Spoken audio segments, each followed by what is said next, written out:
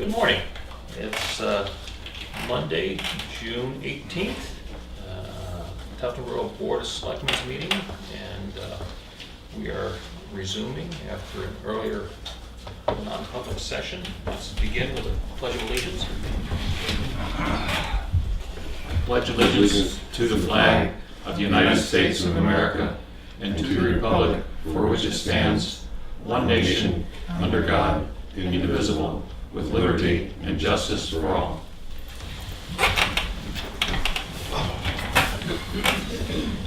Let's see. Okay. Do we have any public input? Let's get started. All right. Let's move on to approval of minutes. Friday, June 1st. Selectmen's work session. I'll make a motion that we approve them. Is that June 4th? June 1st. First. Work session. Right. I'm all set. Okay. All right. Do I have a second? Yes. All those in favor? Aye. Opposed? All right. Friday, June 1st, non-public. I think they were in the envelope. June 4th we had now. I think, didn't we just do June 1st? Yeah, but we had a non-public on June 1st also, which is Oh, I performance thought that's review. where we were. I'm sorry, I had a correction on our public minutes. Oh, Can we revisit? yeah. I thought we were yeah. approving the non-public first. Okay, no. All right. Last paragraph, on the first page, Mr. Bean responded that he is considering purchasing his own mover. Oh, thank you. I think Oh, it- I think it was mower. Yeah. Okay. Good catch. All right. So do we need to? I will move that we approve the minutes as corrected. I'll second. All those in favor? Aye. Aye. Opposed? All right, now we have the non-public on June 1st. So I'll move that we accept the minutes. Okay. You seen these? Yes. Okay. Do I have a second? Yes. All those in favor? Aye. Opposed? Motion passes. Regular Selectmen's meeting Monday, June 4th. I have nothing to do. Okay. I'll make a motion that we approve them as written. Second. All those in favor? Aye. Opposed? And then we have two non-publics on June 4th, and those were the ones that came out of the... Okay, I have a June 7th as well. Okay, yeah, and there's, right, and we have a June 7th as well. So, You need some force. so I got the first, God, the, this goes on and on. yep, we have the 8:30, I'm sorry. Where is this? So which one are we doing first? The cemetery trustees? And that's on June 7th. Right. All So right. June 4th. June 4th, we have, and I only have one copy. I only There's have an one. 11:45 and a 12:17. Got the 11:45, And I have all right. And the 12/17, All right? right, so let's do the 11:45. I have nothing. I'll move approval as written. All right, Second. all those in favor? Aye. Opposed? All right, and then the next one is, was it the, 12/17. yeah, 12/17. I'll make a motion to approve as written.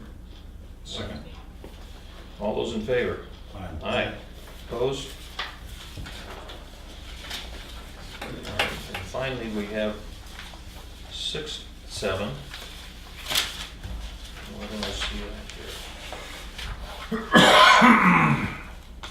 here? Looking for the, There were 2 on the 7th. there are 2 on the 7th, a Republic and a non-public. And Oh, okay. so, all right. So On the Okay. public, I have no issue. All right, I wasn't here on the 7th, so. right, okay. Yeah. You, that's right, you Pass. weren't, so you're gonna abstain, all right, and so you move, So moved. and I'll second. Aye. All those in favor? Aye. And I'm abstaining, Karen. Yeah. Okay, thank you. Yes, and then the non-public on the 7th as well, I have no changes. okay? So I'll entertain a motion. So moved. Second. All in favor? Aye. Aye. I have a question. I'm abstaining on that one as well. Okay. Right. Do they need to stay sealed? I don't see anything of a personal nature or embarrassing nature. Which are good. I think we leave them sealed for now and until the matter goes a little further down the road. No, I'm totally flexible, but Yep. it's just, I'm being perfunctory. Yep. Yeah, you're talking about the 7th of October. Yes. Just let that issue move along before we,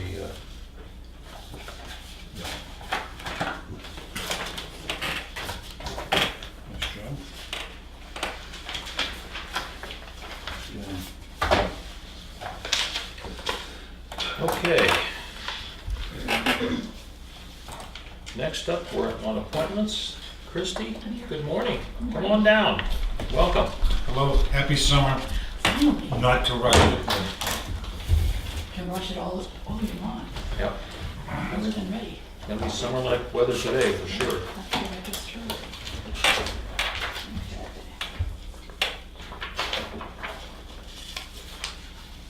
Thank you.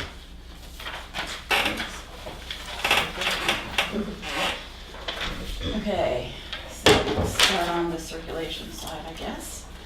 Uptick in print circulation. In fact, it was the highest print circulation of the year so far, which is interesting. So we also circulated 90 ebooks. But as you can see, print still dominates, at least at our library. And I think the other thing that's of interest on this side is down at the bottom, materials added and deleted. We're now at, we've added 862 items to the collection this year, and we have deleted 840. So anyone who thinks we're not curating our collection needs to Yeah. take another look here. On the patronage side, on the other side, we had 10 new patrons register in May, 7 resident adults, 2 seasonal, and 1 non-resident, and they pay for the privilege. Down at the bottom, we took in $10,508 in contributions to the building fund. And the fundraising, the capital campaign committee is continuing to meet. I'm going to try and raise additional funds this summer and then take it public in the fall. I also have all of the septic system. Jack can probably say more about this, but it should be, as we speak, getting dug through to the building to hook up the pipes. And which has to happen before it can be inspected.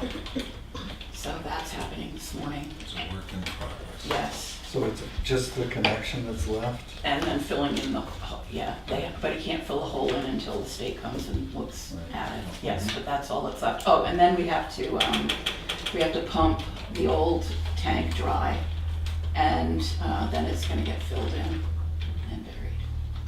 I believe that's the plan. Well, you've had the patience of Job.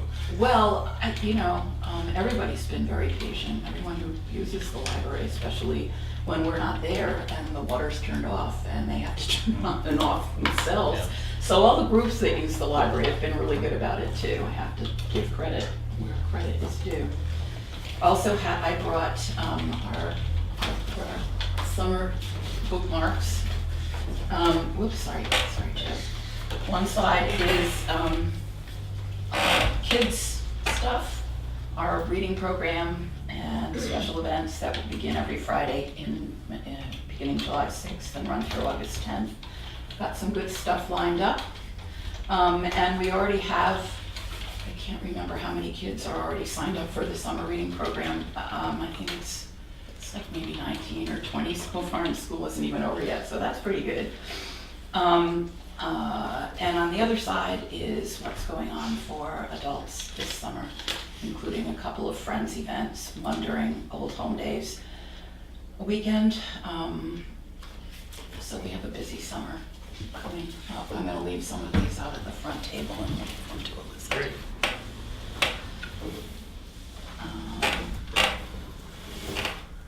I think that's about my song for this morning. Kind of related, has to do with books. Mm-hmm.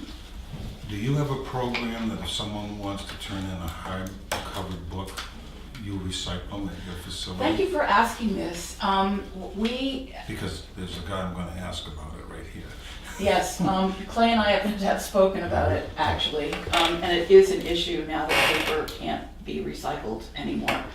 And the outfit that used to take all of our books that we couldn't either sell or add to the collection, they would come and take all of them, no matter what, whether they were our discards or other donations.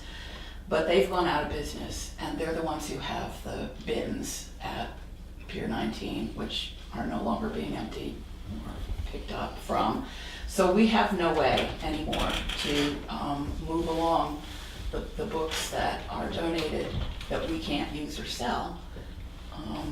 And there's still no change. This is New England wide, yeah, it's and it's all got to do with the paper and not being able to get rid of paper. So I know Wilbur's having the same problem, everybody is. and I called NRA to get some options, and there's no options really. Do either of you have contact with whoever bins those are?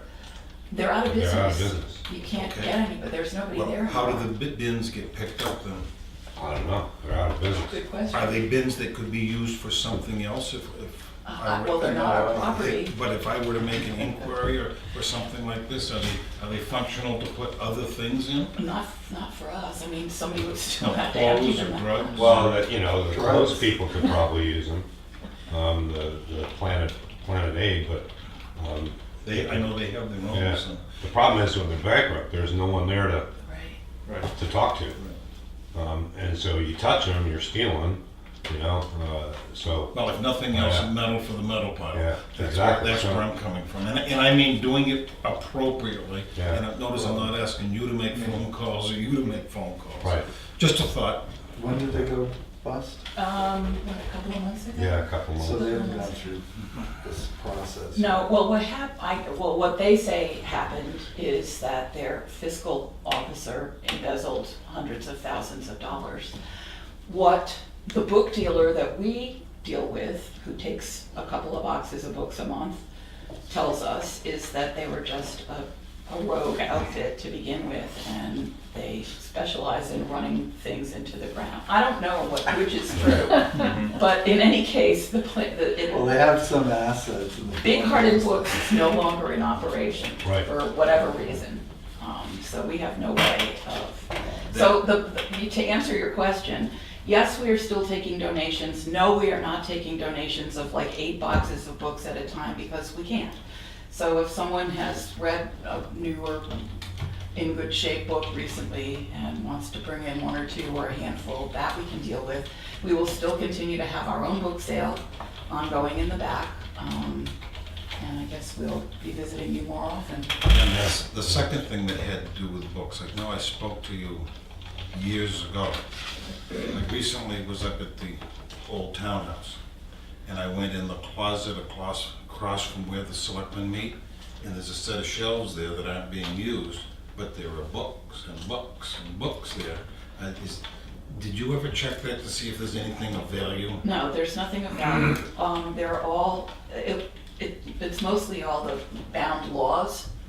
And those are all online now, or available at the law library. Right.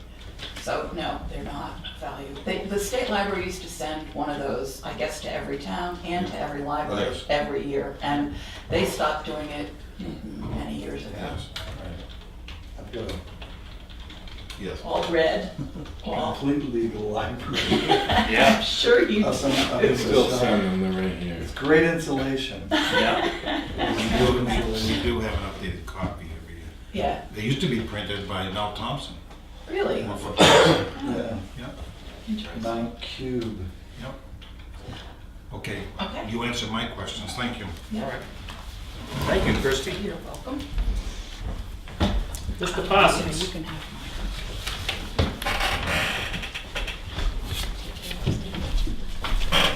Uh, 43 building permits, 5 new houses.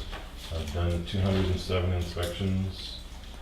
Christie told you the septic will probably be completed this week as long as the state can come inspect it.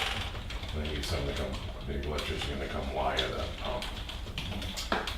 With the new ladder for Wharf Road jog, it came Friday, so I'll install that either today or tomorrow. Okay. Replacing the rusty galvanized one with an aluminum one. And just so you know, I'll be out Friday and all of next week. It's paid vacation? For- You use it or lose it, right? That's it. Happy for it. Are there any things that we need to think about for next week that might come in? I don't think so. All right. You got posted that you're gonna be on vacation, right? Yep. So, some folks may need to wait, but, My phone might work, it might not work. So. Bad reception. Yeah. we're down But, there. I don't know what work there. Yeah. Unless I get the international plan for next week. Yeah. We'll I see. don't want that. Yeah. Travel safe, and thank you for your efforts. Right. Thanks, Jack. Mr. Gallagher.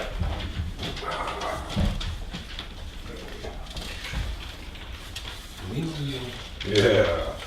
Did you bring a check for all that metal I brought up there yesterday? Oh, yeah. Actually, I do, I have to. Oh, thank you.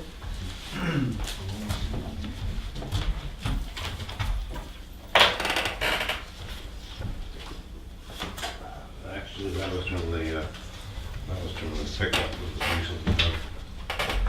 Oh, nice. Nice. And there was, I know you want to do your report, so I guess I'll wait and ask questions later.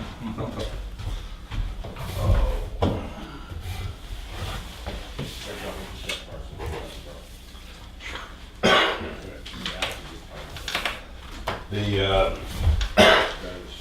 monthly totals for May, 11 solid waste compactors, 17, that's right, I put it in red, that's the largest we've ever had. CD containers and 2 plastic containers. And the data for these individual things is on page 2 and page 3. And then page 4 is the monthly wrap up. 2 scrap metal pickups, 14.2 tons, revenue of $1,272.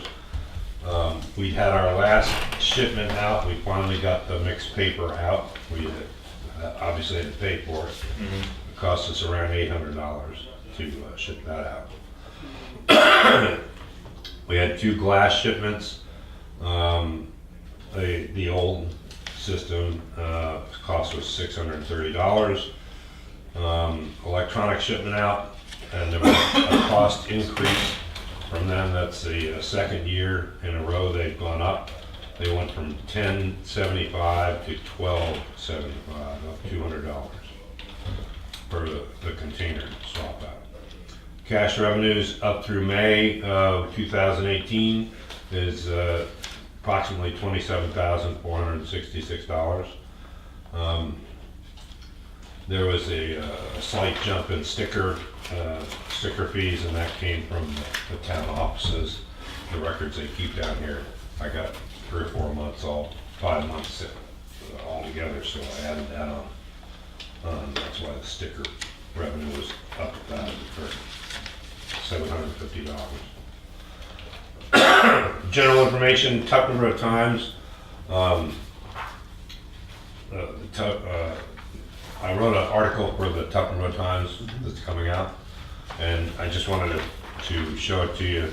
I kind of highlighted all the hot button issues, so that we have information. The information's out there, actually prior to the event. The new procedures, right? Yeah. Yeah. And basically I cover the new procedures, which I'll get to in 3 and 4, but I also covered Island Day, hazardous waste collection dates. Island Day is on the 21st of July, 19 Mile Bay from 8 a.m. to 12 noon. And that's for normal recycling items, construction debris. It's not for household trash or anything like that, or hazardous waste material. It's for, and the normal fees will apply. The obvious advantage to the island people is that they don't have to then transport it from the 19 Mile Bay to figure out how to get it up to the transfer stations.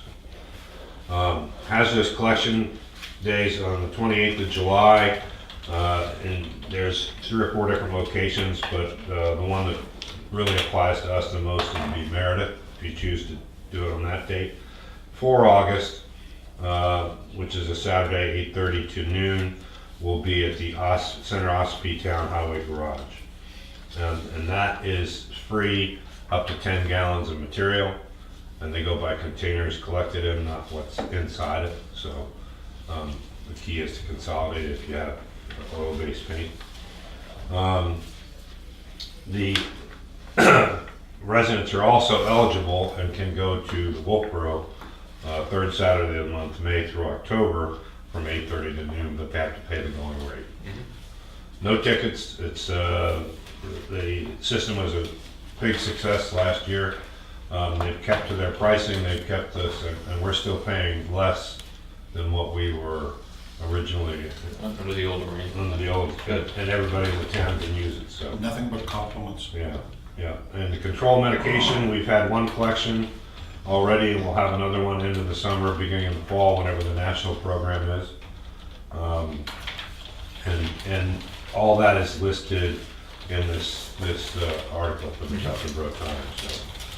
So, that includes everything. Our facility, we had our self-inspection, safety inspection, and that went good. We had no write-ups to my knowledge, so I haven't seen anything about the write-ups. The Quonset hut, I've contacted the contractor. That's going to be painted the 25th to the 27th. He's rented a lift already for those 3 days, so keep our fingers crossed for good weather for that. It's a local guy? Yes. The leak's fixed, no doubt. Hopefully, yeah. He's gonna seal around. He's gonna seal around the those transparent strips, because that's the only way he can figure out. We have no running water up there, so unless it's an obvious location, Right. he's just gonna guess that the leak is coming from around there, and so he's gonna seal around those. Gonna be dark gray. Yeah, that's about the color. And there's a special first coat primer, anti-Rust-Oleum coat, and then there's a top coat that's a color coat. And so he's gonna do both of those and sandblasting. Spectrum cable came in. We finally got everything installed. We have the only glitch was they did not have ported our number to keep the same telephone number, so the telephone line that's in is not the same number. I said, yeah, and I tried to call Portland 2 or 3 times, different people there. The original person is not working there any longer, and I couldn't get anybody. The technician couldn't get anybody while he was out there. So he installed everything. I got in touch with the individual from New York that's helped us with this program, and hemmed and hawed, and then I said, well, you gotta look at page 2 of our contract, okay? And so it took them a little while to get the contract, oh, you're right, you know, I apologize, we're sorry. And so they've given the new rep in Portland has sent us an email, which you should have someplace in your correspondence, right? And we need to sign that, or have Karen sign it. That's a authorization. As soon as they get that authorization back, then they're gonna send another service technician out. They're gonna acquire the number. Once the number's acquired, then they're gonna send the technician out, and they have to manually put it into the phone system out there, so we'll have our old number back. At which point we'll have this project done. Absolutely done. Okay. Right. And so the biggie was we can't cancel the service we have So you get the number. with that old number. Right. Because if we cancel it, that number goes away and they can't get it. Disappears. So there may be a slight period of time for double billing. But I talked to the Spectrum guy, and I said, we're not, we don't want to pay because the service wasn't provided, and there's no reason our residents should have to pay twice for the service because you guys didn't install it. Right. And he said, well, I have to turn it on because you have the service now. But once we get the number in, call me back and we'll give you a credit. So they'll credit us for that period of time. So is the new internet is now working? The new internet is now working. It's great. Good. It's 10 times better. Lloyd's been up there and seen it. It's night and day. So it was well worth it. So along those lines, I'm looking at a copy of this letter of authorization that the current, that Spectrum needs from us in order to acquire the existing number, Okay. to switch it over. And I will entertain a motion to allow Karen the authority to sign this for us. So as soon as it comes in, it doesn't have to come back to wait till our next meeting to get it done. She can Right. sign it, get it off, and we'll be on our way. Right.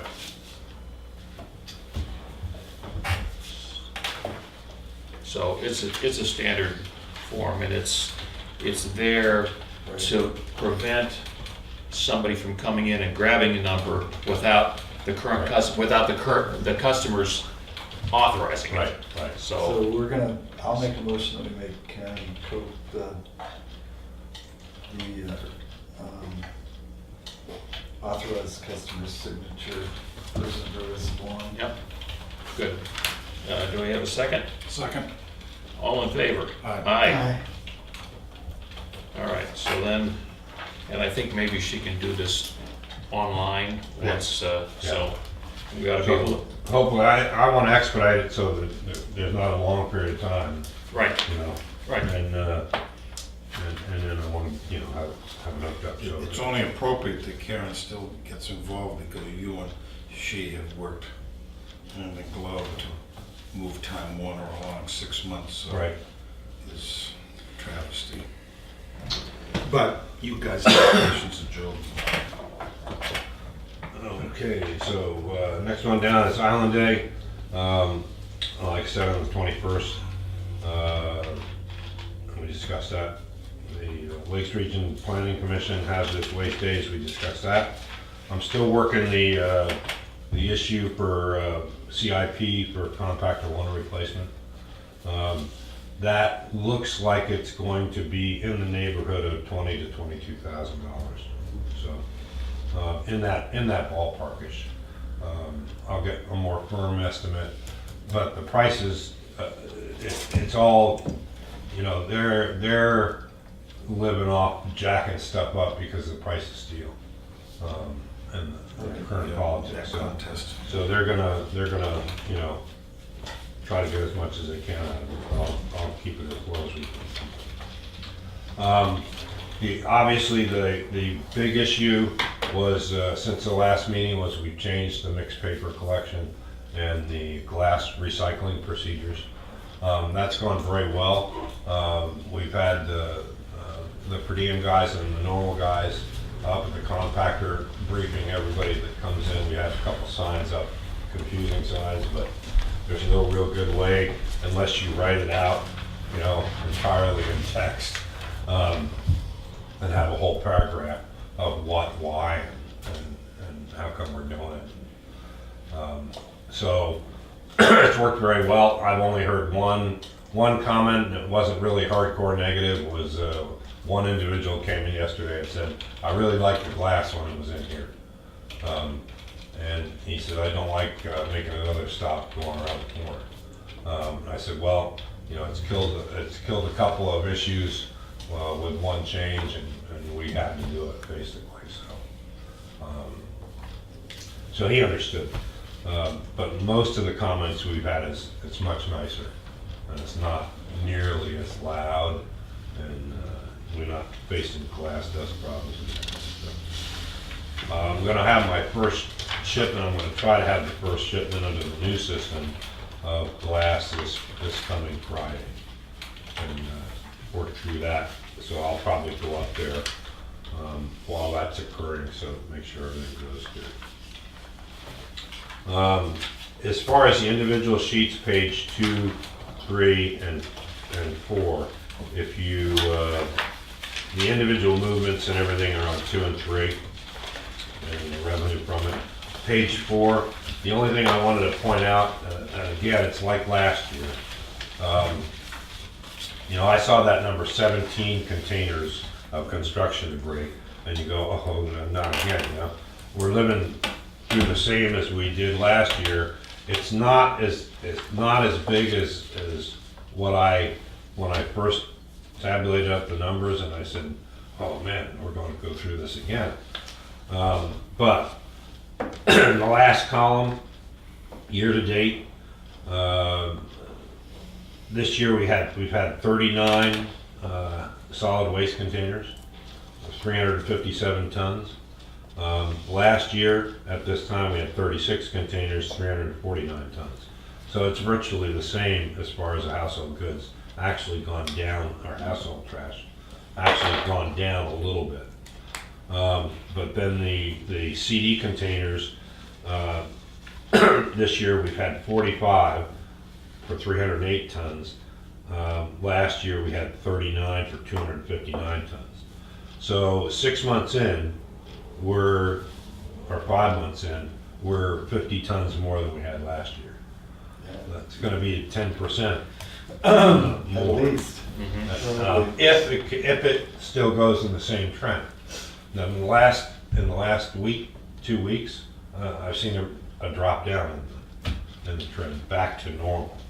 So maybe it's just a blur, but I wanted to bring it up just so we're not blindsided. Well, there's a couple of variables going on here. The first thing is you have a couple of equipment operators that take the backhoe and very carefully compact everything. So when 2 containers go out, there's more tonnage. Right. But it's one fuel charge. Right. And yes, it is more money. The other thing is, I'm gonna knock on wood, I'm trying to think of the last time I drove around town and found stuff deposited, you know, on our back roads. One of the things that, you know, you and I've had a conversation about is, in years to come, is there a way of working a deal with the container owners and giving a break so it goes right to the house that's being remodeled? Right. You know, not to discuss it today, but I know Right. that you're always trying to be creative, so, thank you. Well, you bet. Well, I think, you know, to just dwell on it for a moment here, what you've gathered C&D this year so far is up 20% over the previous year. Up 20%? Well, Yeah. 308 tons, and last year was 259 tons, right? So Right. if I do the math right, that's 49 tons more, Right. okay? Well, 49 on 259 is pretty close to 20%. Okay, yeah. So even if it drops off, we're gonna have some increase over the previous year. That's why I wanted to bring it up. Yep, and, And can we track the revenue a little bit here?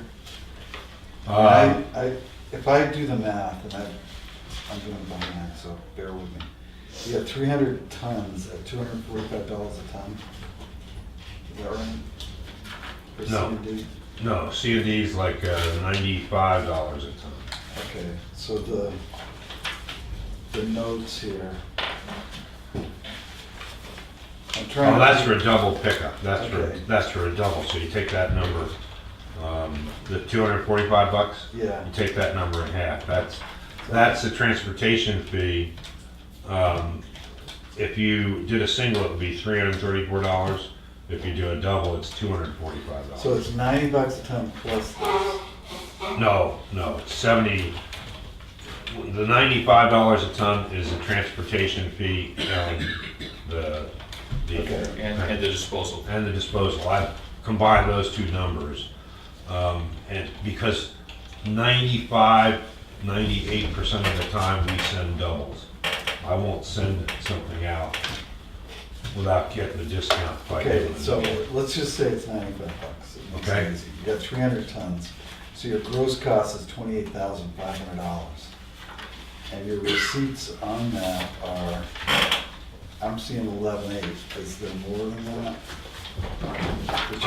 That you're bringing in for charging these guys? Yeah, I'd have to go, I'd have, 11,877. Yeah, That's the total cost of the containers that month. so that's a cost. Okay, the revenue, The revenue I don't have on here. okay, so that's You what know, I'm missing. Yeah, the revenue we have, if you add up the cost of, on the bottom line, Right. the first column is household goods, Yeah, or household solid waste, the second column is construction debris, the third column, some of that column is plastic containers. right. So the fees from waste management, if you add those up, This- you know, you have to. $23,718. The 11,877 would be construction debris. Okay, Okay, and you go to the far right column, a certain percentage of that $9,400 is from construction debris. I have to take the weekly wrap-ups. I'd have to go So- through and get all the construction debris items from the tickets. if we're halfway through the year pretty soon. Right, So I would think by the end of June, if you could come up with, how much How much we revenue- spent on construction debris and how much we took in. how much we took in, yeah. Yeah, Because we should have taken in somewhere around $28,000. right. And I don't know, I can't tell from this whether we have. We have, and what'll offset that a little bit is because we do a line of credit with, you know, some of our people that don't. So I may not have all of that money in, But you've got, which we try to zero out before the end of the year.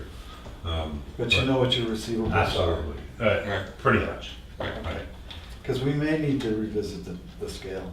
right. yeah. I mean, if it's gonna continue to go Yes. up Well, 20% a year. the scale or other options, Yeah, you know, But again, you get right, two separate but related issues with respect to C&D.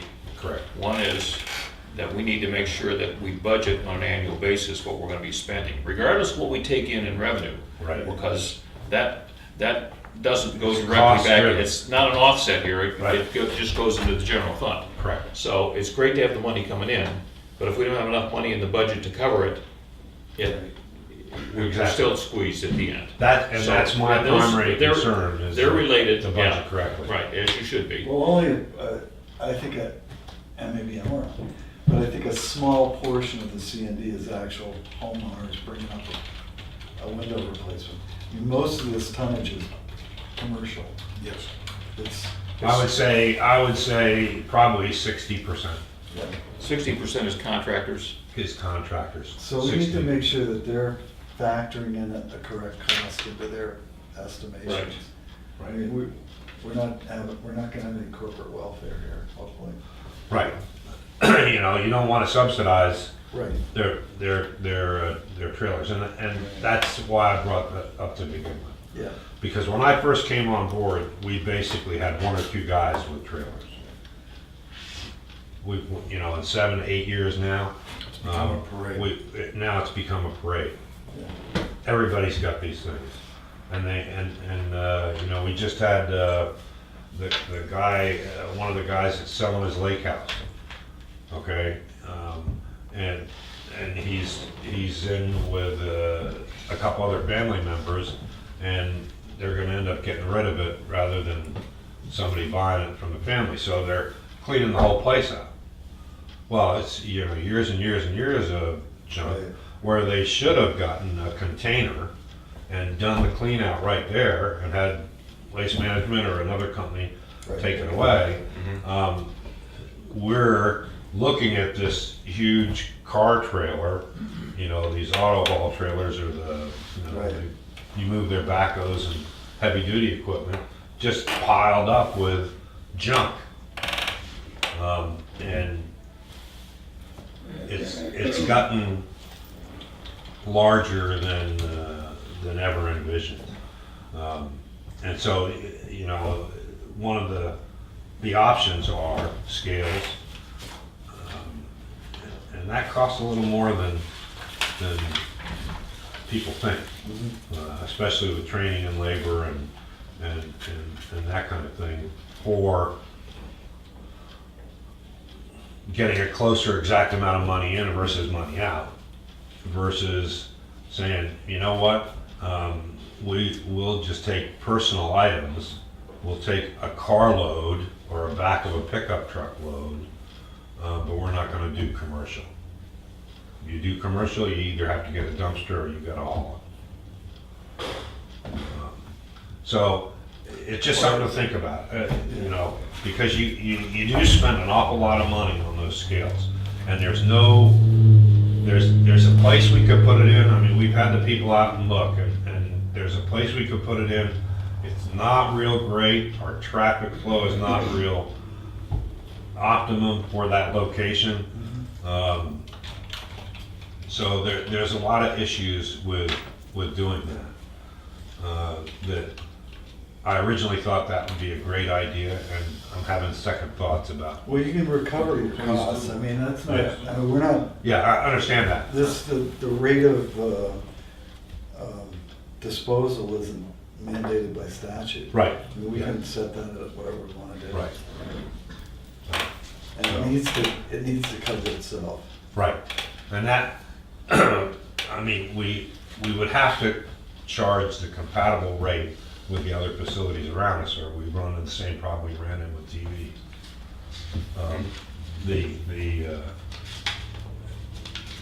And that's 8 cents a pound. Yeah. So anyway, that, And dump stickers, are they due to change right now? no, Okay. Next 1st year. of January next year. And someone mentioned there were a lot of people who throw dump stickers up here this weekend. Is that a common occurrence? With Wolfboro dump stickers? I don't know if there was some program going on this No, weekend. we don't have it. All right, a maybe program. they're both. I don't know. Can you have more than one dump sticker? Sure, some people can, well, I guess they get a temporary one from Yeah, Wolfboro. I have 3 accounts in Wolfboro, and I have a permit that cost me $1 for 3 months to take your trash from your house to Wolfboro. We don't, you know, you have to be a Tuckerville resident to get Yeah, ours. I just, somebody mentioned it, and I Yeah. wanted to ask. Yeah, Cool. I had a couple of comments, all positive. I know you and I have had this conversation, but a constructive suggestion to me is that, and I know you're working on it, to see one of the local guys could do something as far as signs for glass and for right, labor. we have a glass sign up, yeah, The program is working well, it's complimentary, but that's, I think for short money, we can get some signs made you know, to Right. replace the corrugated ones with the magic marker on them. Okay, no, Right, seriously. right. If we're gonna This stay in is, business, you mean? this is a program that, at least for some period going forward, we believe is gonna have to continue to be the way it is. Right. So just having some signs made up that that are weather resistant. They do and signs neat. down at the prison. You know, you can get stuff. Well, I know of a couple of local guys. yeah, I mean, we know, you know, Local prison. those are temporary, those signs are temporary. Right. You know, in a couple of weeks, we'll probably take the signs off entirely. We don't have signs for all the other stuff that we throw in that. That's so good. You know, once everybody's been through it once, it's, One would think. you know, and, Well, on the other hand, we've been separating mixed paper for a number of years, so. right. It may not hurt to have a permanent sign up reminding people, because it's, you know, and, Well, you have to have 4 of them, one at each, Right. one on each. right, right, And, you know, It's a work in progress. yeah. okay. I have another compliment for you. I recently was in Effingham at a CIP meeting over there, and the selectmen asked me how you were doing. Their transfer station, they're thinking of expanding, and they've heard you on some of your presentations you've done for Lakes Region Planning. And I said, yes, once he gets his phone in, feel free to call him. So that's a compliment to you. Anything that you can do to help them, it's appreciated. Okay. Thank you again for your efforts. Nothing. Yeah, good cleanup on the grounds too, that looks nice. Yeah, it really It's gonna does. need it probably again this year, I would think. Oh, absolutely. We do it, we'll do it just in the fall as close as we can to the snow. Now, Um, will those prisoners also do 171? They will, you know, you have to talk and coordinate with them.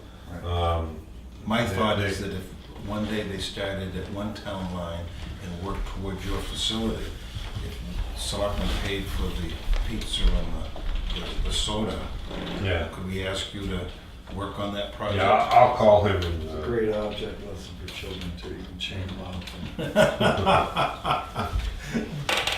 Yeah. Get stripes. I wanted to bring stripes back to the county when I was there, we just would do it. Do they like orange and yellow? I guess, I don't know, I like the stripes. So. Okay. All right, That's it. thanks, Clay. Yeah, you Thanks, bet. Clay. And we did get signs for the hazardous waste, and they're going up Yes, in numerous locations, so. they've already been helpful. Good. And what I'll try to do for the next meeting, I'll get Diane to print out Yeah, the revenues. the revenues versus for each budget line, so we'll have the whole budget. Right, that sounds great. Okay, I think I saw Jim pulling in out there, but while we're waiting for him, let's go to the signature file. So we have a land use change tax on PID 40-5-18. And this is, And that's all set. takes us I already went on. From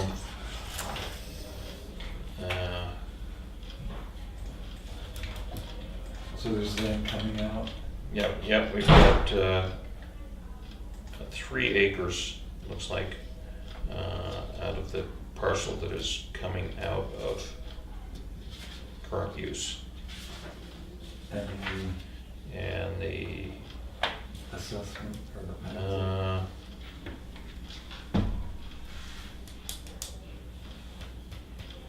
so we go from, I think that's the $50,000 penalty one. yes, that's right, So there's a $500,000 value.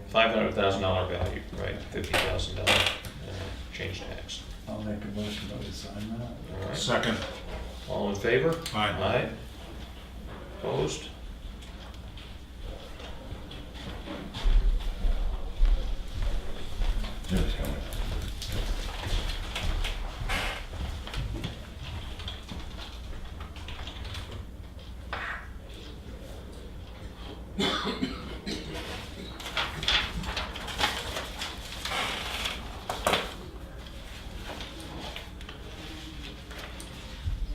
next, I have a number of letters for members of committees that are stepping down at the end of their terms. Matt York with Parks and Recreation, Ted Bentz with Parks and Recreation, Nancy Piper with Conservation Commission, Bruce Casper with the Milfoil Control Committee, and Russell Steensma with the Planning Board. I move we sign those, and I want to make a comment. I'll second. All those in favor? Aye. Aye. Could we ask the reporter to make sure you list those names? It's important. I feel that we say thank you to our volunteers. Would you consider that? You want to take it on the list? Yep. Thank you.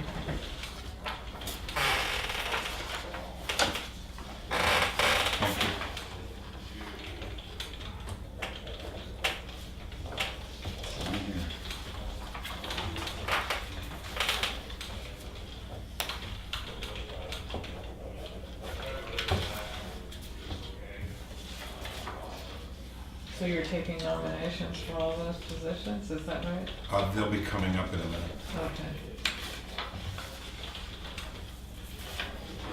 I think they actually did them last meeting. So the ones that we already did that. Hey, Jim. Morning. Good morning. Sorry about that. Happy summer. Can I give these to the... Sure. Here you go. All right, let's Thank you for pause this accommodating us. and come on down, Jim. Sorry I'm late. I was actually here 20 minutes ago and I realized I forgot my notebook when I got out of the truck. You're not old enough to have senior moments, sir. Apparently I am. Well, it's almost summer. Happy summer. Yes, Wednesday. So in the past month here, we cleaned out some of the ditch lines. We got the catch basin cleaning done, so that's off the... How many catch basins have we got? Off the top of my head, Yeah. 72 maybe? I think 72, maybe 73. It's a lot. Yeah. Last year they did 50. Yeah, we only did one day. We did one day of cleaning. Mhm. We got the worst ones that we normally do, but this year we got them all, checked them, Good. inspected them. We've gravelled some low road edges, we've filled a few potholes, and we've started the road grading. We've had a little trouble with the grader this year, that's, you know, a little bit of a problem, but it's up and going again. And we've got a few of the roads done. And also we cleaned and organized the town garage for the annual inspection that we had done. And that's about what I have with what we've worked on for the last month. Okay. Yep. I did get a quote for the truck. I don't know if you saw that already. Yeah. Yes. Yep. Was in the correspondence or something. Yep. Yep. So it went up about $500, I think, whatever. Which is to be expected. I think everything has gone up since last fall, to be honest with you. It seems like everything is going up in cost. Mhm. So we still have to make the decision of the two trucks. You know, I think that we could probably get the old town truck patched up good enough to get another year out of it, as far as that back body that's broken. Mhm. I don't think we want to put a lot of money into it, I just think we want to make it usable at this point. We still need it. Well, in my view, it's got to be usable, it's got to be safe. Yep. And, or it's nothing.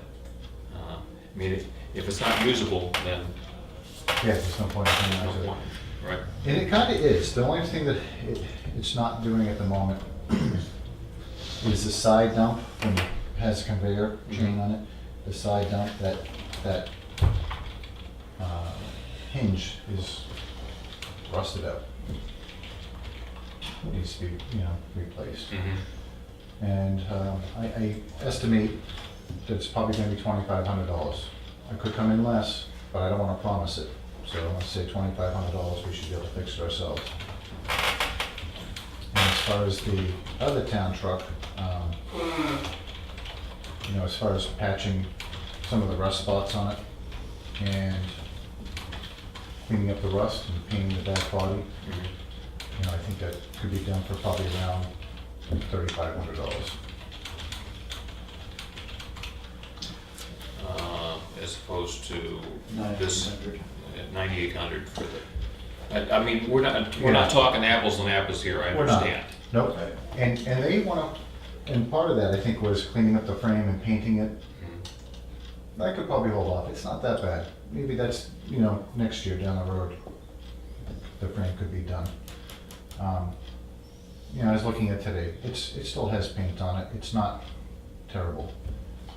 So what would that reduce the 9,800 to? I think they're asking $2,800 to do the paint. Yeah, so that would be 7,000 to do the dump body, Plus, it said plus The welding. weld repairs at $87 per hour. per hour, right? Yep. There's several hours, Yeah. there's probably a day anyways of welding on that. You know, but I think And there's nothing, as opposed to having your guys do the repair and painting work for about half that, yeah, roughly. yep. And again, we're not, probably not the same level of quality for sure. No, but I think it will do what we're trying to do, which is buy time. I think it's gonna buy us time.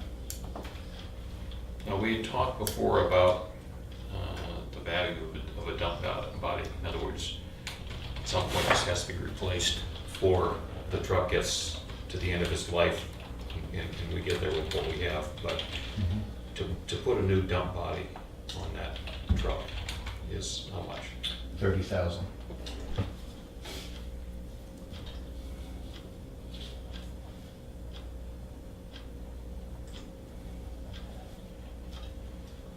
You know, and I've watched the old town truck, how it's rusted out over years. And I had one very similar to it, and I watched that one do the same thing. And we patched it, you know, on my old truck, we patched it and we got through with it. And that spot was good. That lasted. But then another spot would pop up, you know, a year or two down the road. And then another spot would, you know. And then you've got the framework underneath. And you have the pin for the hinge on that. All these things are all rusting. They're probably not rusting at the same rate. But we're fighting Mother Nature's rusting it out. So I think what makes the most sense is to get what we feel is the best time frame out of that without putting too much money into it and replacing it in the future. Whether that's 4 years down the road, 5 years down the road, we'll have to make that decision, I think, at that time. I think we can do it for $3,500. It'll look decent. It'll save, you know, it'll buy us more time. I don't know if we want to just keep patching it up like we have the old one or not, but Well, 5 years down the line, it doesn't make any sense at all to buy a brand new body. Right, Because now you're putting a brand new body on. 10-year-old truck, yeah, right. So that doesn't make any sense. I mean, if you got a repair going, when is this new truck supposed to be replaced? we never really have set a timeline on it. No. So we don't go We probably should know. 10 I- years or 15 years or whatever. The idea I have is it's got about a 15-year life, and that's just from people that I talk to in other towns that run similar equipment, you know. And it's how old now, 2 years? And it's 3 years old. 3 years? I think it's been through 2 winters, I believe. It- Which I guess, We bought it before I came on the board, right? So at least the year before, and maybe 2 years before I came on board, so it's gotta be. at Lloyd least- has probably a good memory. to that. Gentlemen, may I speak? Sure. I'm uncomfortable on what I'm gonna say because I don't like to jump a guy or talk by ambush. You and I have had discussions. I feel very strongly about our equipment. You've been reelected 3 times, you helped us out. You've never gone up on your rates, and we've had this discussion, haven't we? This truck here, at town meeting, they said go buy it. It was a $200,000 truck that cost us $165, right? Yep. And in your wisdom, you said, we have a 2-year warranty on it. Don't buy the big expensive warranty until 2 years after, right? And you were right there. You said, we have a free body, and within 3 years, we need to take it to the place in Epping and have it redone. And we put money in the budget for that, okay?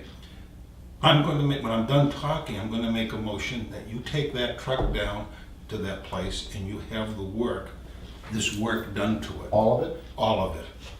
There's money in the budget, we budgeted for it. Your skill and your men using both trucks get these roads clear 4 hours earlier than ever before. You see how I'm balancing with the good job you do? But your guys have to be successful. Do not take this personal.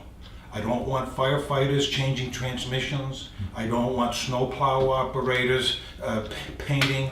I want the company who paints, and then on weekends they don't go leave it and it flash rust. I know of 3 people that have taken equipment there, and they highly recommend it. No, they do a great job, no question about it. The other thing I'm going to ask is, there's a new addition to dump trucks that's a curved fender insert that goes in. Do you know what I'm talking about? All the other towns are going to them. I don't know if we have money to do that, and this is the time to do it. But if it gets that truck to last 15 years instead of 12, I'm all for it. On the other truck, I want to talk about separately. I make a motion that we instruct the road agent to take the 10-wheeler as soon as possible to this company and have the work that's listed there done. Okay, then, what you're moving is that we're gonna keep that body on that truck until we get rid of the truck. Because if we invest $9,000 and $9,800 into this deal, That doesn't include the welding, so more than that. Excuse me. whatever, so let's say it's $10,000. That pushes us forward far enough so that that body has to last for another 5 years, at which point you've got a truck that you're gonna get rid of in 8 years. And we can't have a system of replacement where the body gets replaced halfway through the life of the truck from now till the end of time. I mean, the next truck we buy needs to come with a new body. Yep, you're absolutely right. So we need to, Yes. so my Yep. understanding is that we're gonna keep this body until we get rid of the truck. Or we don't do anything this year and we put a new body on. Next year. But we also need to, while they're doing the body, do the frame. I've seen what this company has done. I can introduce you to people that did their dump trucks 5 and 6 years ago, and they're still in excellent, excellent shape. So the frame is just paint, is that what we're talking about here? Well, it's a frame, it's a special type of paint, it's a Right, frame. but it's not rusted or broken or, Oh, no. okay. But it does take abuse, Oh, even in good it's in the weather. worst absolute conditions Yes. in the wintertime. I mean, most dump trucks do not go out in the wintertime unless they're Right. doing this type of work. Right. It rides in sand and salt all day long. And moisture. Yep. Right. I mean, I'm not opposed to the idea of keeping the body per se, but I think we need to come to some sort of collective agreement about whether. Looking forward, right, it's the objective to take the body that's on there today and extend its life through the full life of this truck with this work and perhaps a repeat of this kind of work at some point before its life goes, or do we want to patch what we have and then take a look at replacing the body? We It could do is. this 3 times and not exceed the cost of a Right. dump body, Right. so there's a thought. Right. Yep. Yep. And we do get into an issue if we're you're halfway through the life of the truck and you put a new body on it. Because then when you replace it, it's like, oh, maybe we ought to just take this body and put it on a new truck. And you're not gonna recover the value of the body in the trade, No. because you can tell them it's only 5 years old, but having been in the car business, people buy This, what they see. this dump body had never been on another truck. It was one that they had no use for, correct? Oh, it had been on, It it was came off the absolutely truck. on another truck. It was a used truck, a company bought it, and he said, I wanted a different body on Yeah. there, so they took it off, they put the other type of body on, and he asked, what do you want to do with the old body? He says, you guys can keep it. So, They passed it on to us. yeah, they passed it on to us, so. Right. But it had been used in the past.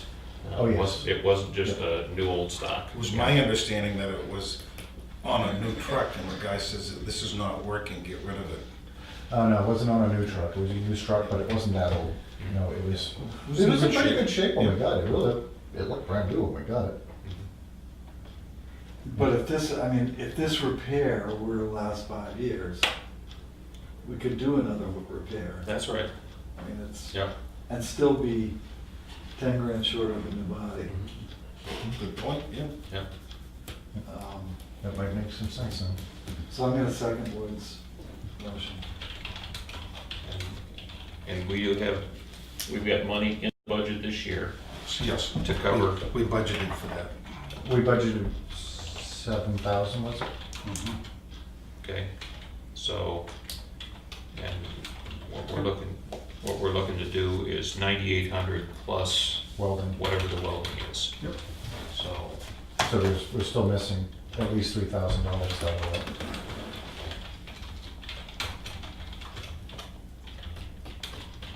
so we got someplace to make up that $3,000 from, if we don't have it budgeted in the, have you got a place in mind where that money would come from? Don't we have $70,000 that the state gave us? We can use on Road improvement? highway-related issues? I'll look into it again. Road stocks and bridges. I don't know whether that Includes it equipment. includes equipment, but at this point, we're neighborhood of 3 grand short in the budget. We can make that money up from someplace in the budget, but we just have to keep in mind that we've got to do it. Right. All right, any further, motion has been made and seconded. Any further discussion? I'll call for a vote. All those in favor? Aye. Opposed? Okay, so we're gonna take the truck down to this guy. And the old truck, we're gonna have Jim do And it? Now, that I want some discussion on. Okay. that's, Anything more you want to say on it? No. yeah. Okay, Lloyd. These are the bills for this year. And again, my prefix, we've had conversations about this. We talked about this in previous meeting, right? Yes. I mean, And It was- to recap, Yep. we spent a fair amount of money doing maintenance on it. It needs some additional maintenance. Yes. So our choice is either we don't do anything more, we park it out behind the shed and we recognize that we don't have a truck, or we look at what we need to do, we put the money into it to fix it, to keep it operating, and recognize that we need to replace this truck. We can't replace it this year because we don't have money budgeted for it this year, but we need to make it a priority going forward. Have I stated that correctly? Yep. I'd like to make a motion. I move that the Board of Selectmen instruct the road agent to make arrangements for having the New Hampshire Department of Safety personnel do a complete inspection and audit of the six-wheeled town truck and report back to us what it needs for work.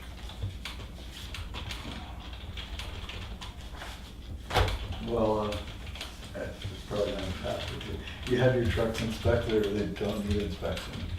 No, yeah, they go for inspection every year. I mean, a safety inspection versus There's a reason why I went with this, okay. for purposes of discussion. when Adam became chief, he called in the local guy. And these are guys that do autopsies on trucks all their lives and know which one has split frames and all of this, and they go right through it. This one here has had nothing but brake problems, steering problems, starting problems. This is not a slam at the mechanic.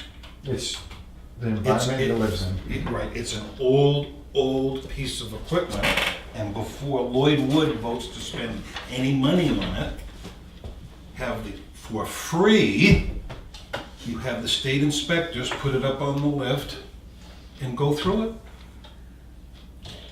If it's something other than a safety inspection, I don't know, I've never heard of it, but if it happens, I'm fine with that. I think that's a good idea. Oh, you know, they're the ones that found we had a frame rusting on old engine 3. It's, to me, it's a no-brainer. I'm willing to work with the guys and make the arrangements. But once we've gotten the information back from the state, and let's just say, Yep. it's gonna cost you $15,000 to put this thing right. Yes, At that point, are you ready to spend money? I'll consider it. Okay, because we, We're between a rock and a hard as the place. chairman said, yeah, we We're don't have between any a rock and a other. hard place. We need a piece of equipment to maintain the roads, particularly in the wintertime, going forward. And what we have is an old truck that needs work. And short of saying, you know, well, it's gonna cost too much to fix this, so we're just gonna go down a truck. Well, You gotta pony up to the table. he had a good suggestion a couple of meetings ago. How much does it cost to rent or lease Or contract. or contract it out? Yeah, but That's a I reasonable. guess if the exercise is, let's compare the cost of repair versus the cost of contract, Yep. I'm fine. We also have, But I don't think we can, I'm gonna be in agreement with the Yep. chair that, I don't think we can be down a truck.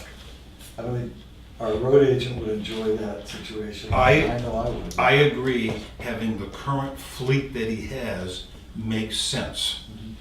I think it makes sense having a 10-wheeler and all that it can do. I think it makes sense having a 6-wheeler, all that it can do. And it makes sense to having the smaller commercial vehicles that get around. I think I made that comment that for the last 2 winters, these roads have been plowed 4 hours earlier.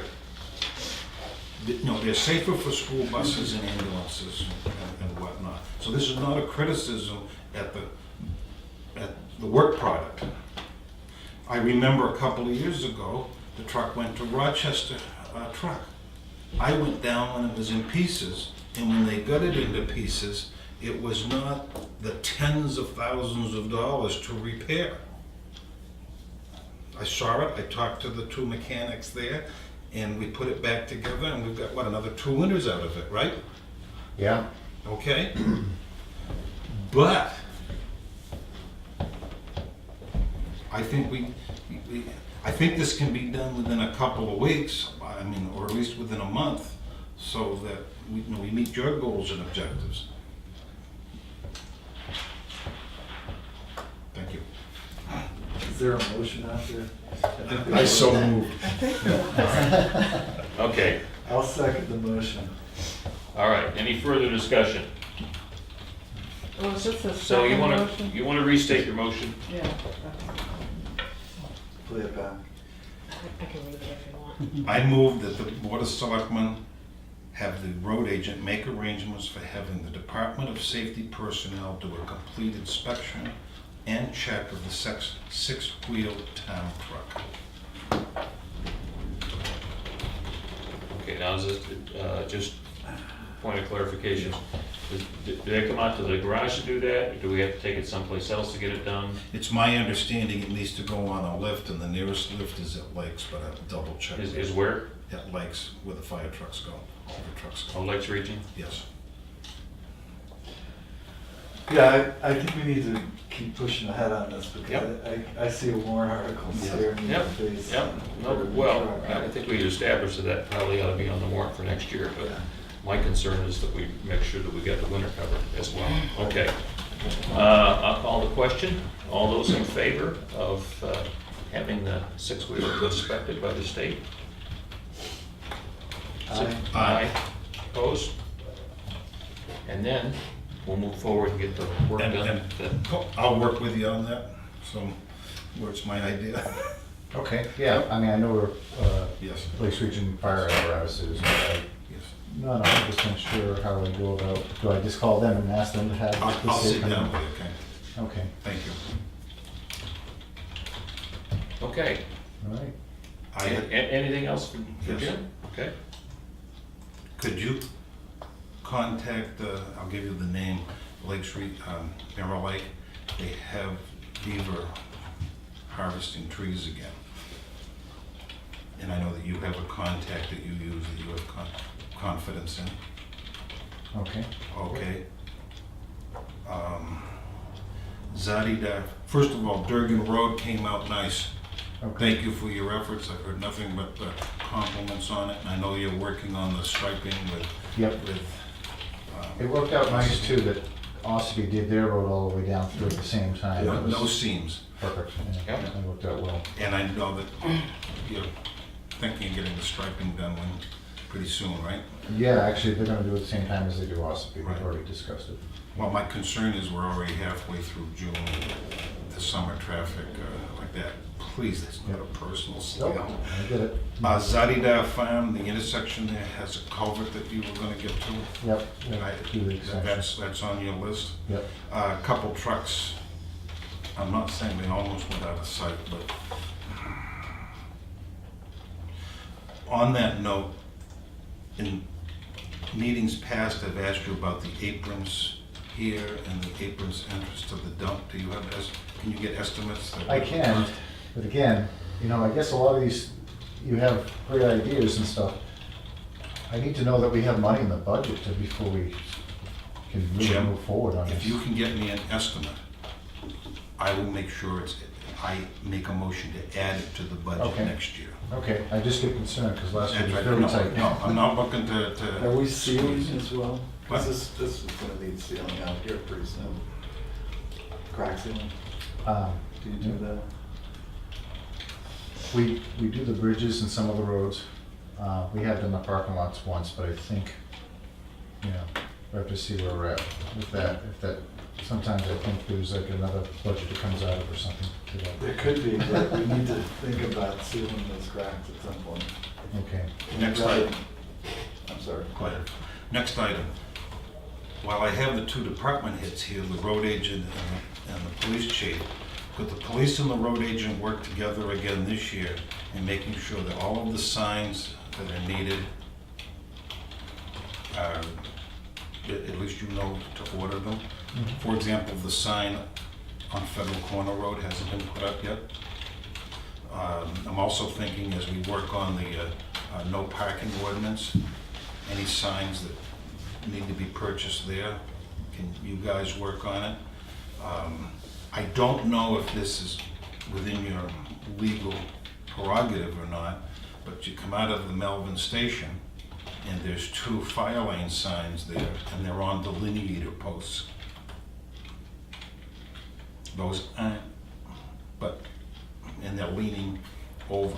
I don't know if you're allowed to work on state property or not, but you talked about we'd look at that together, yes. so I understood exactly what you wanted. Can your guys, when they're on patrol, work with them on Sure, these sure. signs back or Absolutely. something like that? I know you I just have. think the ones down there, I mean, I question that because saw somebody parked down there, but it's like, the fire lane is where? I mean, it's just one sign on each side of the It's driveway, between the signs, I think. which is the parking And the lot. driveway, Which is the right, driveway, so right. that's, but beyond that, I don't think we can do anything without going through the state, just like we did Right. down at the 19 all day. So, Yep. As a follow-up to our previous conversations concerning winter budget and spring budget, can you work with Diane and come up with the plans so that we get back into your budget is targeted properly? You have some ideas of where you were gonna trim this account, from another account. She's willing to work with you on it, but, Oh, didn't you just say you're gonna see about adding money? We're- Well, all right, when we talk about adding money to the budget, you're speaking of next year. on the apron, yes. Yes. But in terms of moving it, once we're in a year and we have budgets set, and we exceed what we're spending in a line item, then that line item should not be adjusted. I mean, mentally in dealing with this stuff, we need to make sure we have it covered. But if we start in the middle of the year adjusting what we've got in the budget, then we've lost all semblance of the budget process. That's not what I'm asking. So maybe I misunderstood what you're. For example, winter maintenance is already $2,000 over. Spring maintenance is already $3,900 over. You've used 60% of your budget. Bad winter, and we have storms. Could you sit down with Diane so she can say, oops, wait a minute, on summer maintenance here, you know, you're getting kind of close to the amount you wanted to save and put aside, or fall maintenance or whatever, you know, and it. So you're thinking of adjusting the numbers currently? No, not adjusting any lines, but have Diane say, hey, we're getting pretty close here on spring maintenance, you know, to what the line is. And she's willing to work with you on that, so. You get the budget report, though. Do you understand what I'm saying? I do. I mean, I'm the one, when I send the bills to her, I know that I'm gonna go over, but I feel like it belongs in that line item. But, yeah, we gotta, I mean, And what we have to happens, stop spending money, is what we have to do. yes, yes. Here again, I'm not ambushing you, but every month as we get closer to the equinox and as we move on, it gets tougher and tougher to make up the difference. You know, if you're into August and you have to go find the $58,000 someplace, it's a lot tougher Yep, I for agree. you not to come under Yep. than if we started April 1st. And again, it's not a slam. No, I mean, we're trying to conserve right now at this point. Right. You know, when it comes to spring budget, for example, I looked at stuff that was done on May 14th and the bill came in, you know, a month later. Oh, that was for sweeping. Right. Yep. Type thing, so. Yep. Again, I understand that the budget is meant to be an accounting statement, so we know how much we spend in these things. And I'm not looking to play games or whatnot, but I look at this figure right here. 60% of the road agent's budget has been spent. Right. Right, the bottom line, Yes. which is. Thank you for listening to me. Another thing that affects both you guys, I have met with Tony Eldridge, who is the new highway patrol foreman replacing Matt York. He will be stopping by to see you. He's a third generation guy. Let him finish a couple projects in Tamworth where he's coming from. You know, what they do is they take 3 sheds and work together like that. But he seems like a nice guy. So, and I know we get our diesel fuel there without paying tax. So he's a nice guy to know. Yep. And the other thing is, I met with the state about repairing the chain link fence at the rec area. The person I spoke with, they have no money in the budget. They have no department that does chain link fence. They subcontract all the work out. To review, the fence is 190 feet long. The posts are 10 feet apart, and the current chain link fence is 3 feet high. It's my understanding that chain link fence comes in 4 and 5 and 6 foot widths. It has to be cut down. Is that your experience? I would say 3 feet is probably not a common size as opposed to Right. 4 feet. or 6 feet. I was talking with Brad Harriman, who just had a bunch done over there, and he's sending me the bid paperwork, 3 companies, one rather local that was reasonable, so I'll bring that in. I'm wondering, and I asked the question, does it make sense for us to save money by putting a 4 or 5 foot fence up, and then if the state wants to put a snow fence against it, they can? And Tony said he'd look into that. What do you think of that idea? I'm not opposed to it, but I don't know, that's really not even in my department. I don't know if Right. I'm making the decisions. My thought is that a snow fence after 2 storms is no good.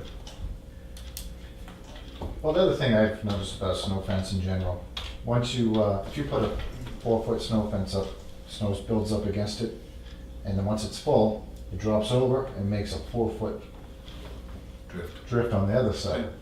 Sometimes you're better off to not have the snow fence. I'd rather plow a foot of snow Yeah. as opposed to 4 feet of snow. And it blows to Wolfboro. Right. Okay. I'm just, these people ask me these questions, and I ask them of you guys who are out there at midnight moving snow. So, again, thank you for listening to me. I appreciate No it. problem. Anything further for Jim? No, I'm good. I'm good. Thank you, Jim. Thanks, Jim. Take care. Have a good summer. Thank you.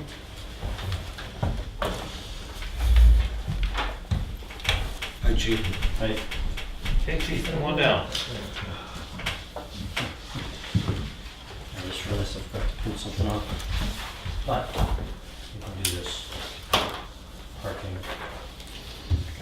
Hey, you have that? Oh, okay. Yep. You already have it from... She ran copies of it All this right. morning. Yep. So make Yeah. copies of Well, that. yours is a nicer looking copy though. Is it?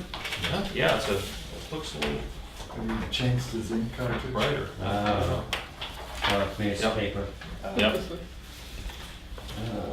Well, we can discuss this and then I can go back and get my, other thing. Did everybody have a chance to review it? I have. And ours and. Yep. Okay. Yeah, I read it. Yeah. I mean, I didn't go through all of our attorney's notes to compare them one for one, but all those changes were made that he recommended. Yeah, and then some of them, he didn't understand the reason why it was written one way, so I explained. Like, for example, the trailers hooked to the cars overnight at the Bay parking lot there because he said, well, no, he had reworded it to allow trailers to be parked there with a permit, and I said, we're not trying to have long-term storage. That's why we make sure that they're attached. Plus, we have hang tags, I don't know how you attach them to a trailer very easily. So he went back to that, he understood why, and also about the walking disability parking down at the Union Wharf, he's put that back in. Maybe. Speaking of Union Wharf, did you see the cages that are up on the docks? No, I did not. Do you know what I'm talking about? No? Each of the docks are private property. Oh, yes, I saw that. I Right, saw yeah, that. they've got Yes, gates yes, on yes. them now, yeah. Yeah, they get gates on them, and they also, I knew they boarded off the side, so people Right. can't use that side, and they put gates up, yes. So I didn't understand the cages reference. I thought you were talking about the wharf, not Okay. the private docks. I was thinking, I didn't notice anything on the wharf. So that's what we've worked out. What he said for how to do it, I don't know if you must have got copies of that. Yep. Yes. About how we have to have like a public hearing and. We Because got it's, notification notice of Yep. that for July 16th, is it? so, because there's a question, because some of these were passed by town meetings, so how do we supersede those without going back to a town meeting and kind of outline the process to do that? So.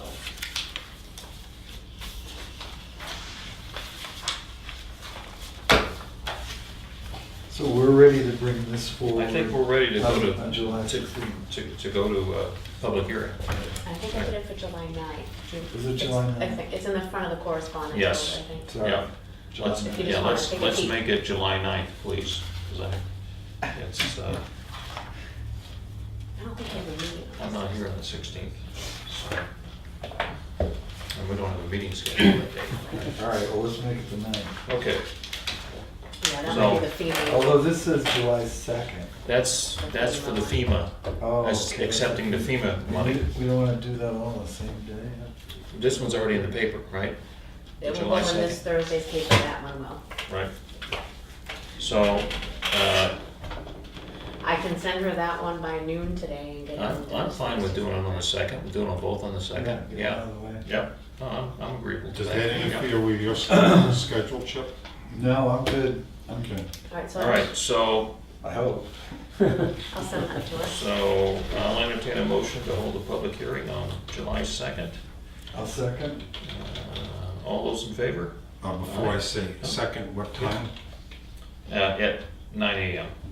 So we have 2 of them at 9 AM? Yeah, one follows the other, but yeah, If that's not a problem, I'll second. okay. All those in favor? Aye. Opposed? All right. Thank you, Chief. It's Chief, been how many hours on this project? The last, it was back and forth, obviously writing it out at first took probably 4 or 5 hours, and then it's been a matter of back and forth with the Rick trying to get, and meetings here to try and get the language, Yeah. where everybody feels comfortable with it, and doing the Thank- research on it. Thank you for your efforts. It's an Yeah. excellent document. Thank you. And then, of course, once we get it in place, we want to make sure, at that point, I think we get an inventory of what we need in terms of signage. Signage, and So that we then, get and there are some places we have some conflicting signage now. Get rid of all the old stuff and get stuff up that matches the ordinance and is clear to everybody. and then I would think, yeah, and we'll work with people to try and get everybody on board with what it means now. It's not significant differences per Right. se. Right, Just does a little bit on the times, but otherwise we kept a lot of the same restrictions we had. But right. I think I feel much more comfortable once we go through town meeting next year, as far as like the going further with violations beyond Yeah. some of the towing and all that stuff. Where that I think is a better place to be at. If I remember reading the RSA, the legislative body can always overrule the town ordinance, right? Yeah, except there's certain statutes gives the selectmen certain powers, Right, but they can be restricted but not eliminated by a town meeting. Yes. So that's where we get, some of these are maybe in that gray area that gets kind of a little And there's muddy. also an ordinance that says a town of 10,000. Yeah, we're not a town, But yeah. we don't apply to We don't apply to that, right, town of 10,000, they can just let the selectmen to Yeah. do that. Let me be right back with if you want the printout of the analysis of our, comparing the 2 years, I can go get it and bring Sure, it back, or, We have some things to sign. yeah. All right, let's move back to signature file here. Have an application for a standard veterans credit for PID 56-1-4. I'll move we sign that. Is that the recommendation? And it's recommended for approval, yeah, And it takes effect for the 2019. 2019, right? I second, sir. Okay, all those in favor? Aye. Aye, opposed?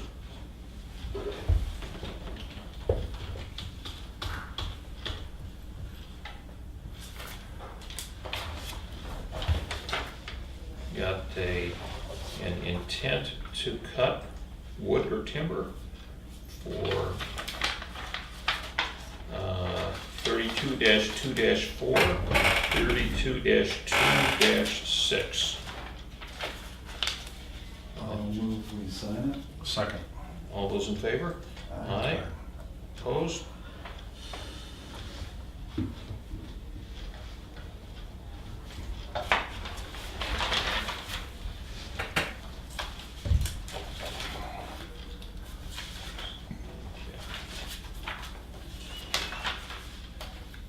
Got a notice of appointment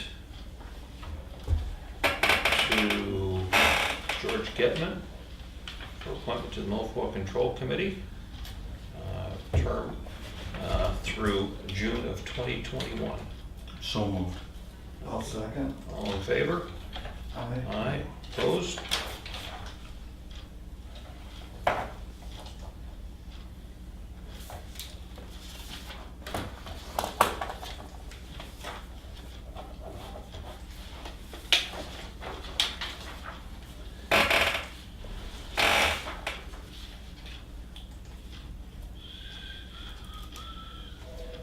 Got a letter here to Dawson Cotreau,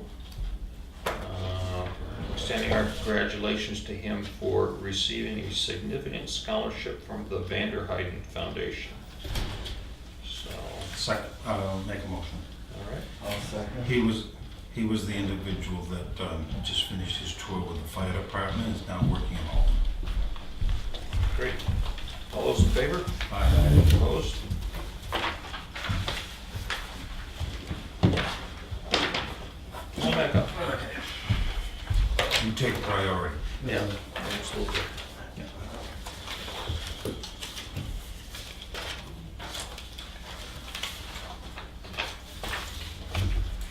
Also, I turned in last week some of the stats we get out of the Yeah, tracking device on the, a lot of detail there, isn't there? there is. I had to, for some reason it keeps losing its drivers, so every time I do connect it, I have to reinstall them or find them. Seems to be A work in progress, right?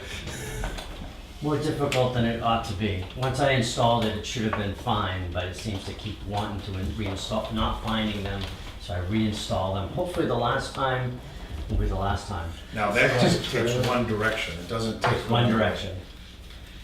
This is on the trailer? That's the trailer, yeah.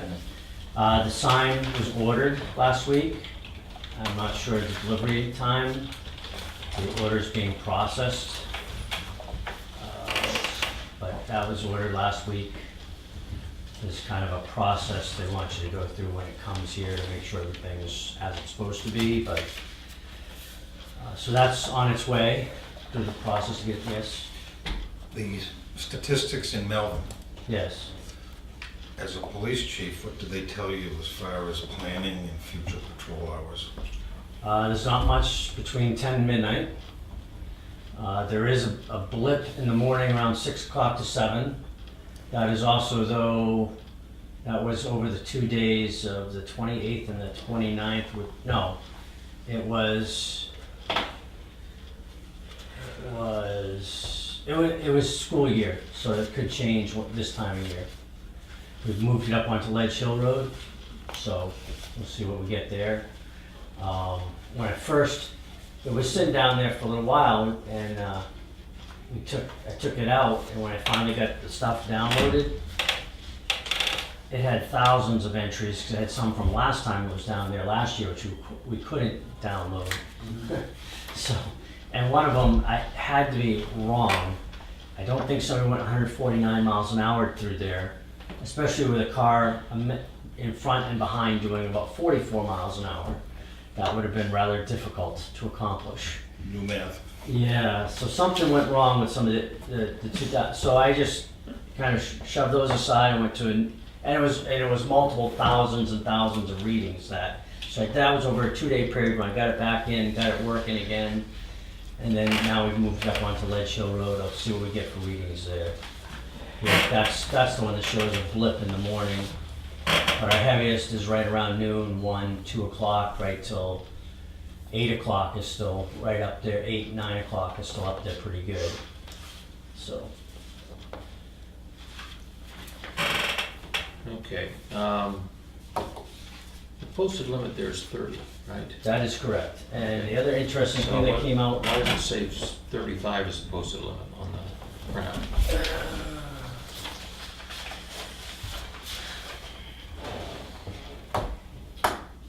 Good question. One significant thing, it probably was programmed, that was on here when I did it. That probably was the default number and hadn't changed it. Good point. What, only thing that would change would be this chart, because it shows which ones were legal, which ones were speeding. Oh, yeah, okay. The others, it just gives you counts, Mhm. and this gives you versus hours.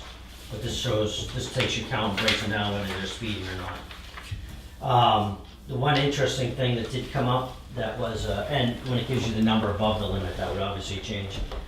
The 85th percentile, which is considered what you should be posting your speed limits at, is coming in at 38 through there. Which would seem to indicate, if an traffic engineer saw this, they would say we should be raising the limit down there. That's the free flow of Where traffic, is this again? Melon Village by the fire station. Oh.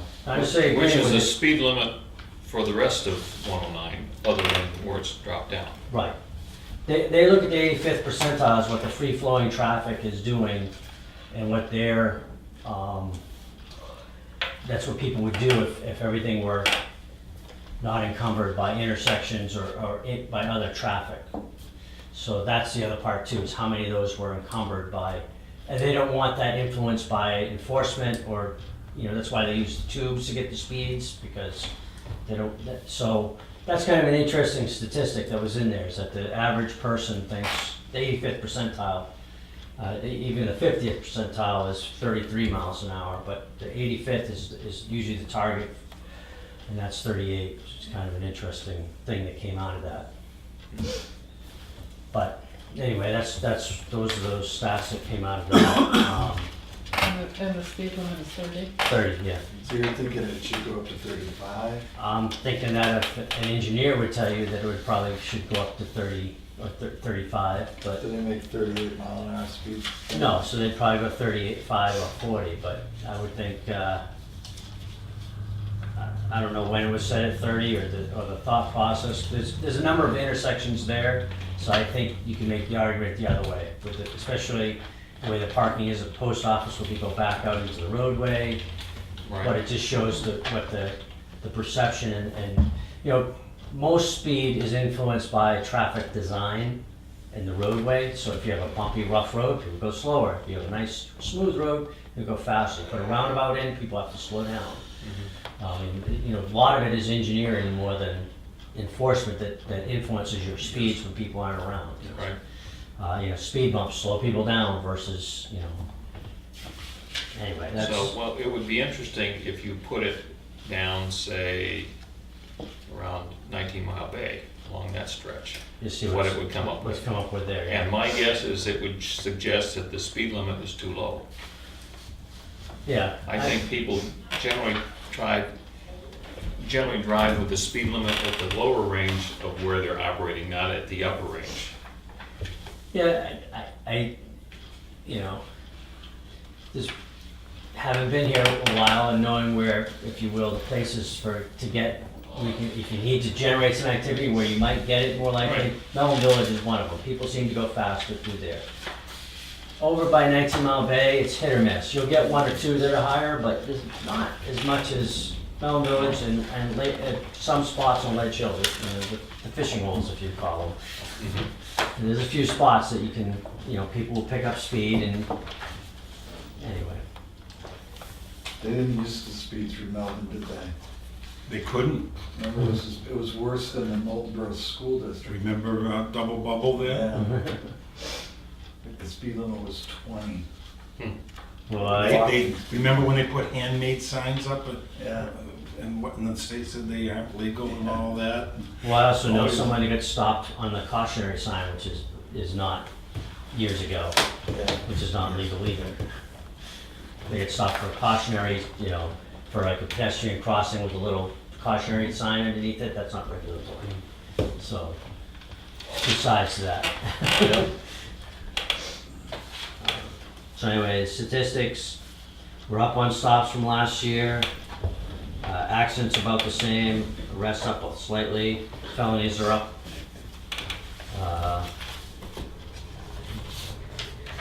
Offenses are up slightly, incidents themselves are down a little bit. Well, felonies have more than doubled. That is true. And I mean, it's not a lot, but it is. It is double, but I mean, It part of- actually, it actually means a lot because those cases aren't easily there's investigated. they're and- taking a lot of, some of them are taking a lot of time. We've had, well, here's the list of the 52, and, you know, doesn't really spell out which ones are felonies, but I can tell you the obscene material is, and that's taken a fair amount of time getting search warrants, and it involves cell phones and getting search warrants and sending them, trying to crack the phone and where that's gonna go, and then trying to find workarounds for cracking the phone, and working with the state lab on that, and the rape case has taken a lot of time. That's been very time consuming, and still is taking a lot of time. That's been kind of, whenever I have a free moment, I've been working on that. And then we aren't even talking about you have to go for indictments. There's been, well, one there's been an indictment, and one of those is the, you know, one of those felonies is the one you asked me about the gas incident, Yeah. which is still up in the air. I don't think it's gonna result in indictment yet, but I don't know. Where is that under here? All other offenses? No, it's probably under the criminal mischief, or because I'd have to look at that and see. That's not an important question. Yeah. But it is, it takes time, and it takes quality time. Obviously, the simple assaults aren't, theft from the building aren't. I think one of the larcenies is, but I mean, there's been, and hacking computers is a felony, so those are the things that we've been, and they're probably under all other offenses too, but those are the things that have been, that rape case has taken a lot of time, still. And that's with, As it should. we kind of have a team working on it, so it's, Very complicated cases. and then, the other thing is just kind of, and we've been working with the camps with some of the issues going, looking forward as far as their safety plans. We've been looking at, in fact, we're gonna do a walkthrough with one of the camps coming up next few weeks. And we've been working with them. One of the camps has decided to do like St. Paul's School and Phillips Exeter have done and looked through all their old records. Yeah. Good luck. Yeah. Some big gaps and questions about statute of limitations as to whether Yeah. anything's even viable. Big gaps. Was on there, what are they there kept records. complaints outstanding? What's the motivating? The motivating is the attention that I think St. Paul's School got for how they handled past Right. incidents, and Phillips Exeter, Yes. and Yep. so they've contacted an attorney who, maybe it's one that advised those schools, but they kind of compiled up this one campus, said, called with a bunch of, some going back to 1968. Nice. So, some not that old, but one went back to 1968. Wait, well, the people at They're still alive. the camp, I the council may not graduated- I be. graduated The from council high may school not in be. 1969. Yeah. If this person So was there's in high hope. school. There's Right. hope. So The whole anyway, world was black and white. There was no color at that point. but anyway, so that's been, that's obviously gonna take a little bit of time to do what we can. So are you still in the Chiefs Association Yes, for another 6 months. hierarchy? Yes, for another 6 months. Okay, I'm gonna give you a task, and it's a really simple one. Okay, Okay, and the next time you come back, you'll bring the information. all right. I want to know every single police department that's been built, new police department that's been built, Facility. facility, in the last 5 years. 5 years. Okay, Okay? let's see what I can New do. Hampshire. I know, If there's fewer than 3, then let's go to 10 years. name several off the top of my head. Okay. Farmington, Rollinsford's going through the process, Atkins going through the process, Raymond, Yeah. Plastow, not Plastow, Pelham, Manchester was done not too long ago. Yeah, but we're gonna eliminate the big towns, we're gonna get some. Dover, I mean, You're basically talking the 10 or 12 towns that are bigger than, slightly bigger than us, right? Yeah, I mean, I wanna simplify the process, we're gonna steal a design, we're gonna set Yeah. up an ad hoc committee. I have got RFPs to try and start working on that too, Yeah. but it's, I wanna set up a committee and get something. yeah, I have the RFP from a couple of places to look at to try and, they did them in PDFs, so I have to try and either Right. scan them into a. And I don't wanna be Word doc. limited to one designer. No, this would be an RFP asking for Okay. design, Mhm. their qualifications to do it, and Yeah, Raymond just went through this along with Plastow and Atkinson, Okay. Farmington, so I've got a few Yeah. names, and I did reach out when I was looking for, because I know I have to get going on an RFP to try and get some names, and so that's why I did reach out, and I've got those, and I started working on that too. okay. Wolfboro is doing a feasibility. And Wolfboro is doing that too right now. Police and fire. They're gonna combine the facility? They have a combined facility now. Yeah, they're gonna add different ways onto it. So, haven't seen the plans, but they've been dealing with And it. I don't see that as a comparable. I really don't wanna go through this. Well, New Hampton, I just was over at New Hampton the other New day for Hampton, some there's a good training, saw theirs. Are you gonna include the plans that you came up with for the library?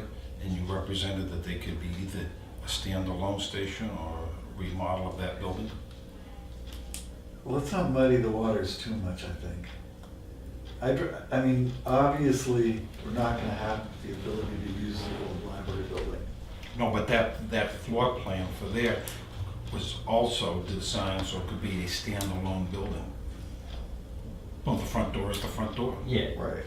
The Sally Port's the So, Sally Port. yeah, so they'll get that information, I would expect, because we had our trade show and I spoke to one of the architects that was there, who used to work for one of the larger firms, now he's on his own, or a smaller firm, not on his own, but anyway, he talked, and I'm looking at these RFPs, it's kind of a process that would use a lot of that information to move it forward. Right. But anyway, so I was kind of thinking of that, and I've been working on that. I got the RFPs from several places, but like I said, they're in PDF. I don't have a professional PDF, so I can't edit it. So I either got a choice of, oh, you have it? Well, okay. Or my other option was to scan it on an optical character reader and generate it Well, let's into try a to get a write. timeline put together so that we've got something going out onto the street by September. Yeah, I would like to get that done. I hoped I'd have it done this week, but it has not been. Okay. Yeah, that's out there. Well, and Karen can help you with the PDF. PDF editing, okay, good. Yep. 'Cause- and I also thought it was only gonna be like a page or two, but these pretty, and it's not like just one went crazy, it's like all of them. Atkinson was, they're all pretty in-depth to make sure we're covering the right things and we're spelling out the scopes and all that stuff, but anyway. But I know, it needs to get jumped on, and I've got that. And there's a checklist that's in notebook form that's supplied by the IACP, right? It probably is, yes, but If you want I've a got copy, these that I kind of. have a copy of it. Yeah, I think you gave me a copy of that, but I think these, looking at these, they're pretty comprehensive, talking about some of the, I think they cover all the check boxes and seem to be. Well, and it is just an RFP. Hopefully then you get bids, Right. at which point you can really nail down what you're looking for. Right. So, I know Atkinson was looking strongly towards a company growing out of Rochester that did Farmington's.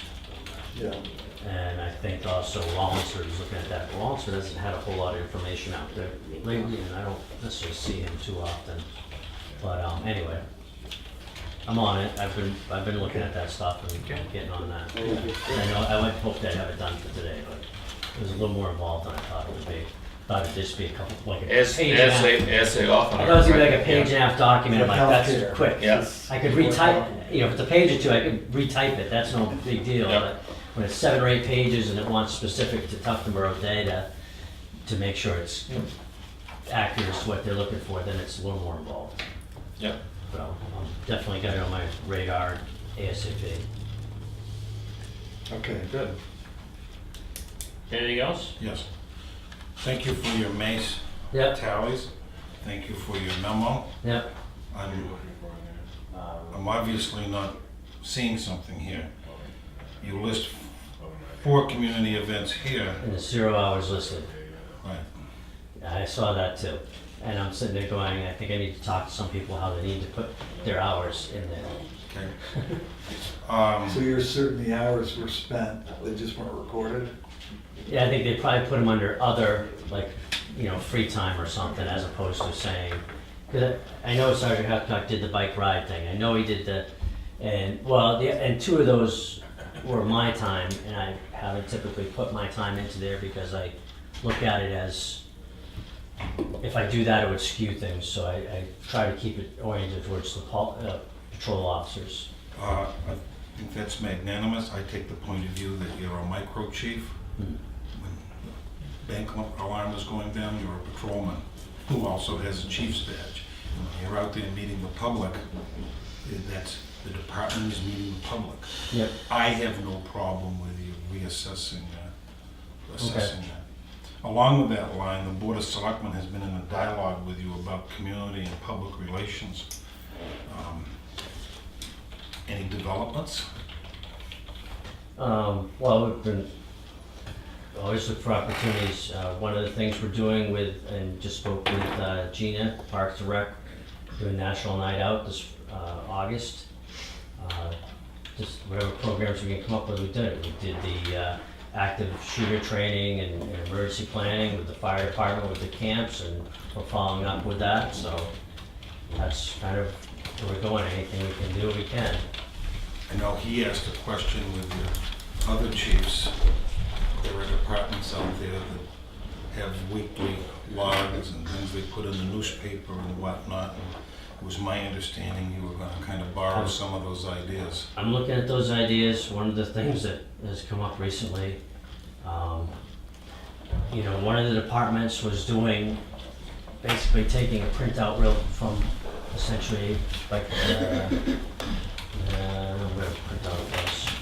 Anyway, they were basically taking right from IMC, turning it in the printout, and it had information that wasn't redacted and it wasn't redone. It was quick and easy, but names got transposed in the paper, and so I don't feel comfortable just handing out something without having looked at it and verifying the data and making sure we're not releasing something we're not supposed to. So, yeah, some places just hand it out, and I'm a little uncomfortable with that. Well, let's not let the perfect be the enemy of the good. Let's try to get something going. Except that this turned out really badly. Yeah. Right. Well, can I say something on that? So what Wolfboro is now doing is when they hand their reports, they don't include the victim at all. Yeah. But they handed a printout directly from the computer, which was easy, fast, but it No, wasn't. no, what they did was, they did their usual redaction. Yeah, That particular one, for some reason, they didn't, was they not missed it. redacted. Yeah. So that was one error. And then when it went to the paper, someone Yeah. transposed it. Mhm. I just like to be, I don't like handing out the printout itself, I like to take the data from it and do it separate, that's why. But for those sorts of. Excuse me, Chip. I'm sorry. What was your comment about don't let what do Don't what? let the perfect Be the enemy of the good. Yeah. I mean, let's get That's- something good out there. Yes. We don't need to get something perfect out there. I would like to reaffirm that. This has been a topic of discussion between you and me for a number of months. Mhm. So, And I want to be as nice about it as possible. 2 job reviews, are you working on them? Yes. One employee was the 23rd of May and one was the 11th of June. we're working on that one. Okay. Knew this one coming up soon, I'll be working on that one too. There are a number of concert events planned for the town beach area this summer. What are the plans for police presence? Could you get back to us on that? Okay. And Gina's gonna have a list of She gave me dates. the list of the dates and the concerts. We haven't had an issue in the past. Yeah. They're getting So- bigger and bigger. Yeah. So Were you intending to have an officer there?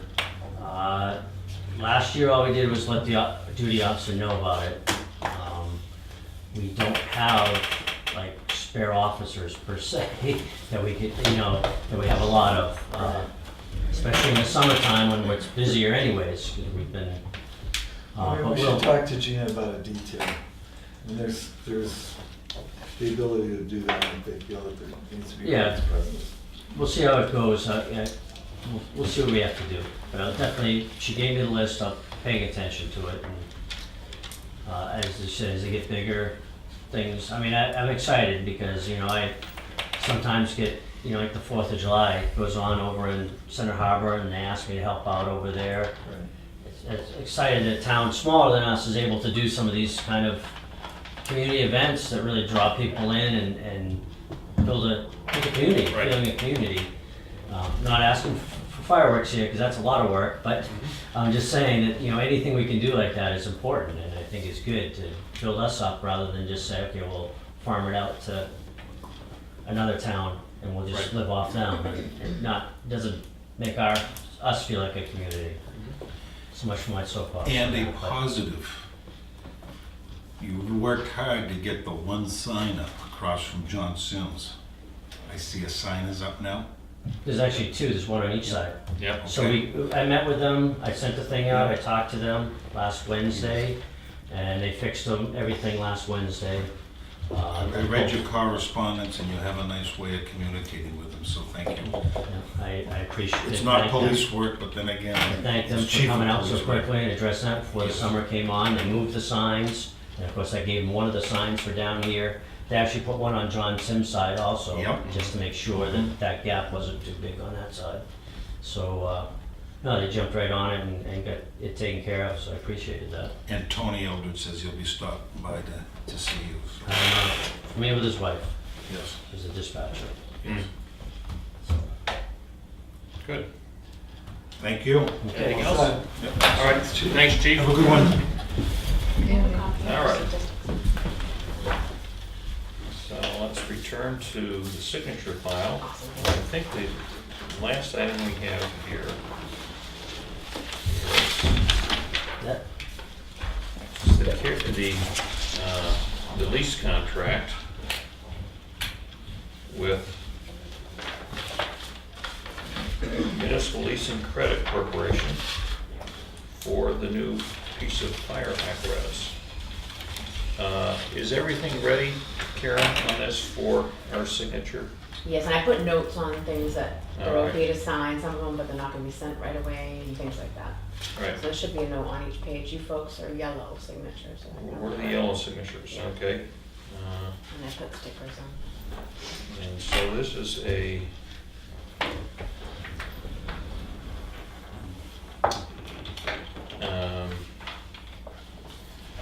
lease for $580,000 for a 5-year term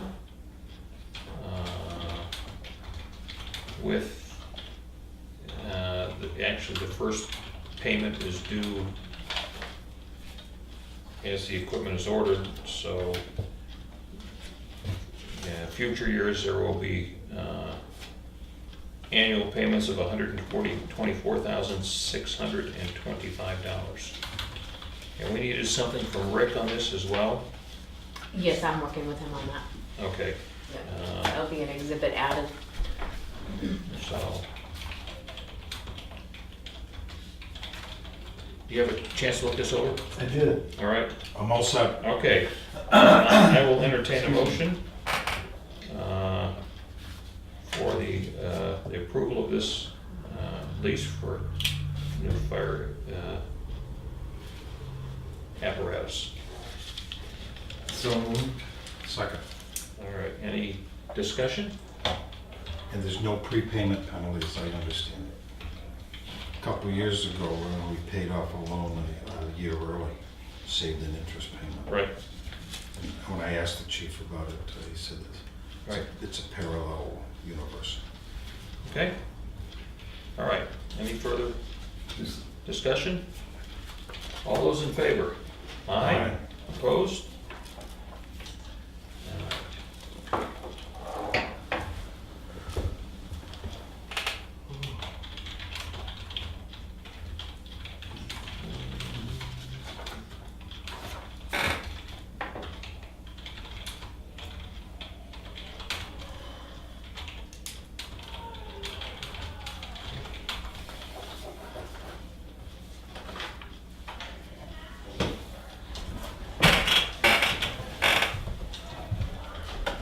Fill in all the blanks.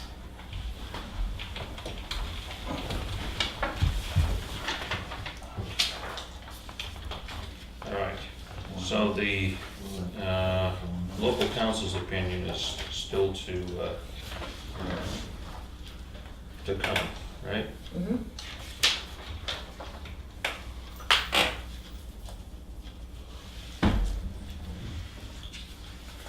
I like passing papers on a real estate transaction here.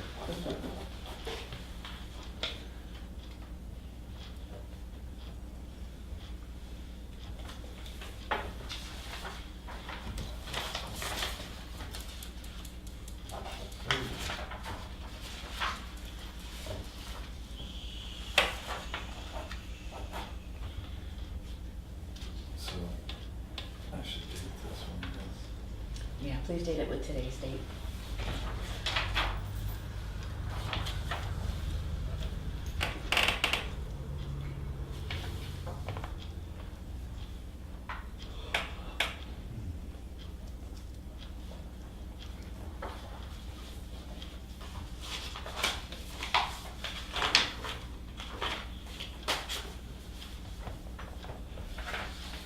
All right, that's just a single signature on that.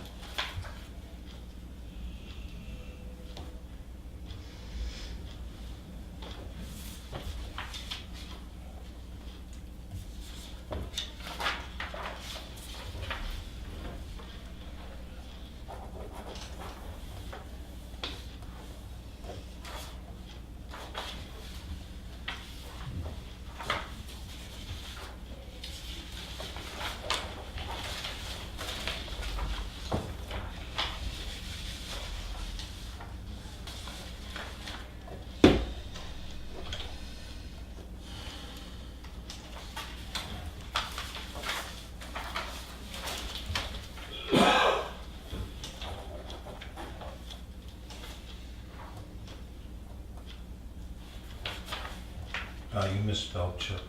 Could you tell? Oh, no, I had it upside down, I apologize. It's the flight pattern of the honeybee. Yeah, there you go. Better get a brainwave of a cat when it's sleeping. Could be that too. I think we're at the end of the signature file. That's good. These aren't necessarily all still in order. I hope that's, That's okay, I'll figure it out. okay. You can figure it out? Yeah. Good. Thank you. Welcome. I was hoping that was the case. All That's the right, usual, right? moving on. We have Selectmen's update. Chip? I got, the only thing I had is I did get a letter from Dusty Davies with a pretty extensive look at the results of the Wolfboro spraying. That would be this letter here? Yeah, I got a copy here. Yeah. And the various court actions that happened.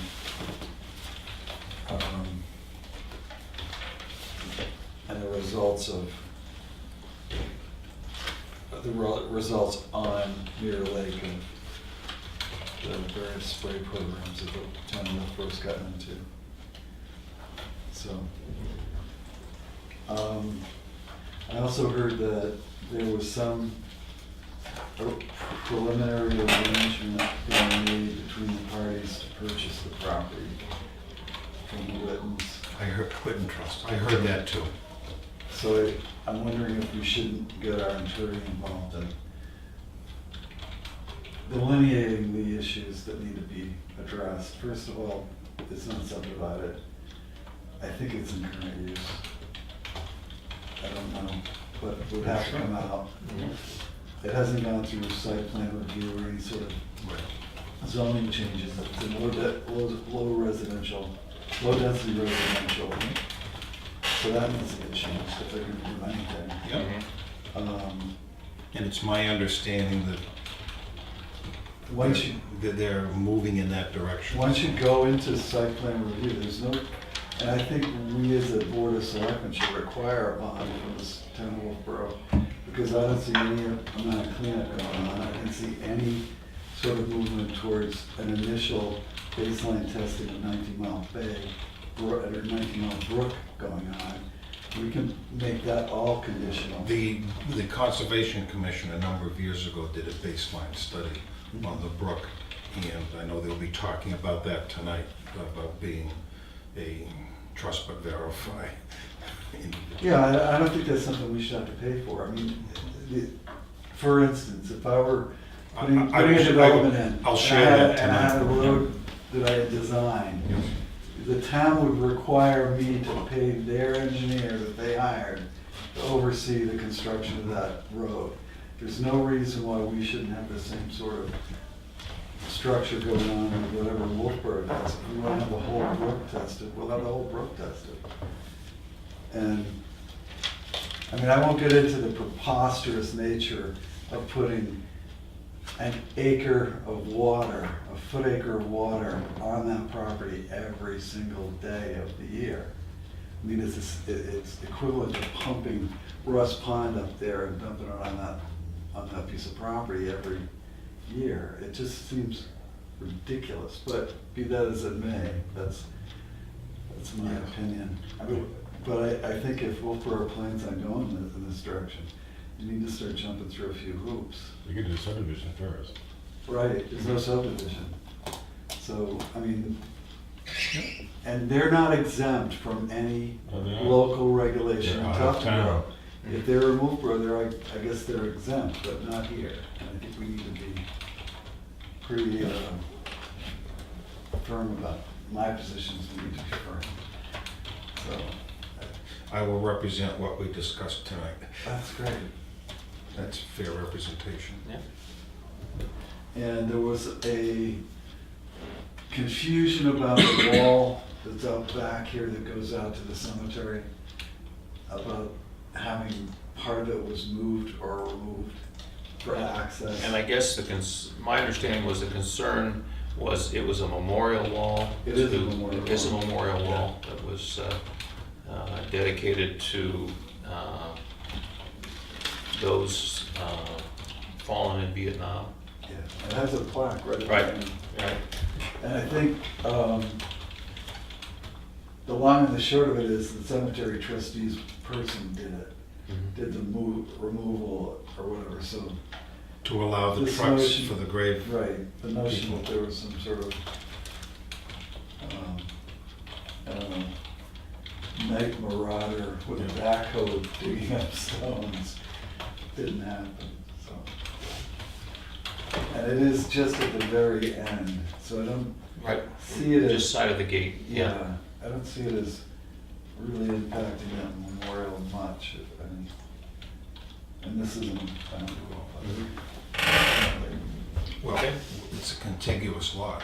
Town owns both Well, sides. it used to be, when this was the Piper Piper House. property, that's the town property, this is the Piper property, and now it's all. Yep, town contiguous. property. Yeah. That's it for me. All right. Lloyd? Went to a couple of meetings. Thursday was in Effingham. They had received 3 different recommendations that they use our paperwork on when we set up the CIP and the formulas and all that. So I had a nice session in one of their ad hoc committees. While I was there, you heard what I said about Clay. They wanted to borrow his expertise over there. Just an informational meeting. Karen made up copies for me. It was a positive thing. On Saturday morning, the Mirror Lake Protective Association had its annual meeting in the Central Fire Station, in the meeting room there. Went very, very well. There's minutes available and what went down. That's an organization that has done an awful lot to work with the town, whether it's Lang Pond Road or it's Rain Gardens or whatever. Isn't it amazing that they go throughout their watershed, what's flushable? If someone's renting a house, this is a magnet they give you to put on the refrigerator to remind people that they're in the country. Environmental services, what's in your water, to each, there they talk to each house about septic tanks and how to take care of them. They've also moved into a land preservation committee. They're considering buying some land and are interested in easements and things like that, and I have a copy of that paperwork. Quite frankly, editorial comment, they're like a number of lake communities we have, whether it's Hidden Valley with its $1 million or $1.3 million new dam, or Dan Hole Pond, or River Reach. There's a lot of activity out there to maintain our rural character. So that's that. Most everything else with Eldridge and all those guys I've already shared as our department heads have come in. Thank you, Mr. Chairman. Thank you, Lloyd. The only thing I want to share this morning is that our herbicide contractor for milfoil is scheduled to do the application Wednesday morning of this week, weather permitting. We have the signs for posting, and they will be going up tomorrow in those areas. Just notifying people that the herbicide application has been done. And what areas are those? It's Melvin Village Marina, and then Winter Harbor Basin. So not in 19 Mile Bay? Not in So we don't have to worry about that public beach No, application? no, not at all. Okay, correspondence. First thing I want to mention is that we will not be meeting next Monday, the 25th. The meeting has been canceled due to scheduling conflict. So no meeting next week. Oh, I know that. That was one of my questions in public input. It's the LPG over in Meredith at the Chase House. Are you three still going yet? That's what's on the calendar. LRTC. LRPC. LPG. I'm not That going. was Huh? golf. Golf. Well, LRPC, that's in the evening. Yes, that's our annual meeting. But the three of you are going to attend. I will be What day attending. of the week is that? That's next Monday. You're not Oh, going I'm to not be going available. anywhere Right, next Monday. right. So, I think he was visually signed up, but I'll have to cancel for you. Right. That's Oh, all. okay, Yeah. fine. That's all. It was gonna be 2 out of 3, so I Right. posted it. Okay. Thank you. Okay, the next item is the Boston Post-Cane. Our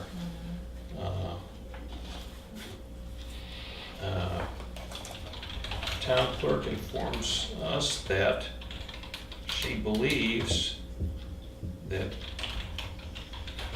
our oldest resident in town now is Irene Ivester, I guess lives up on Lynch Hill Road with her daughter, and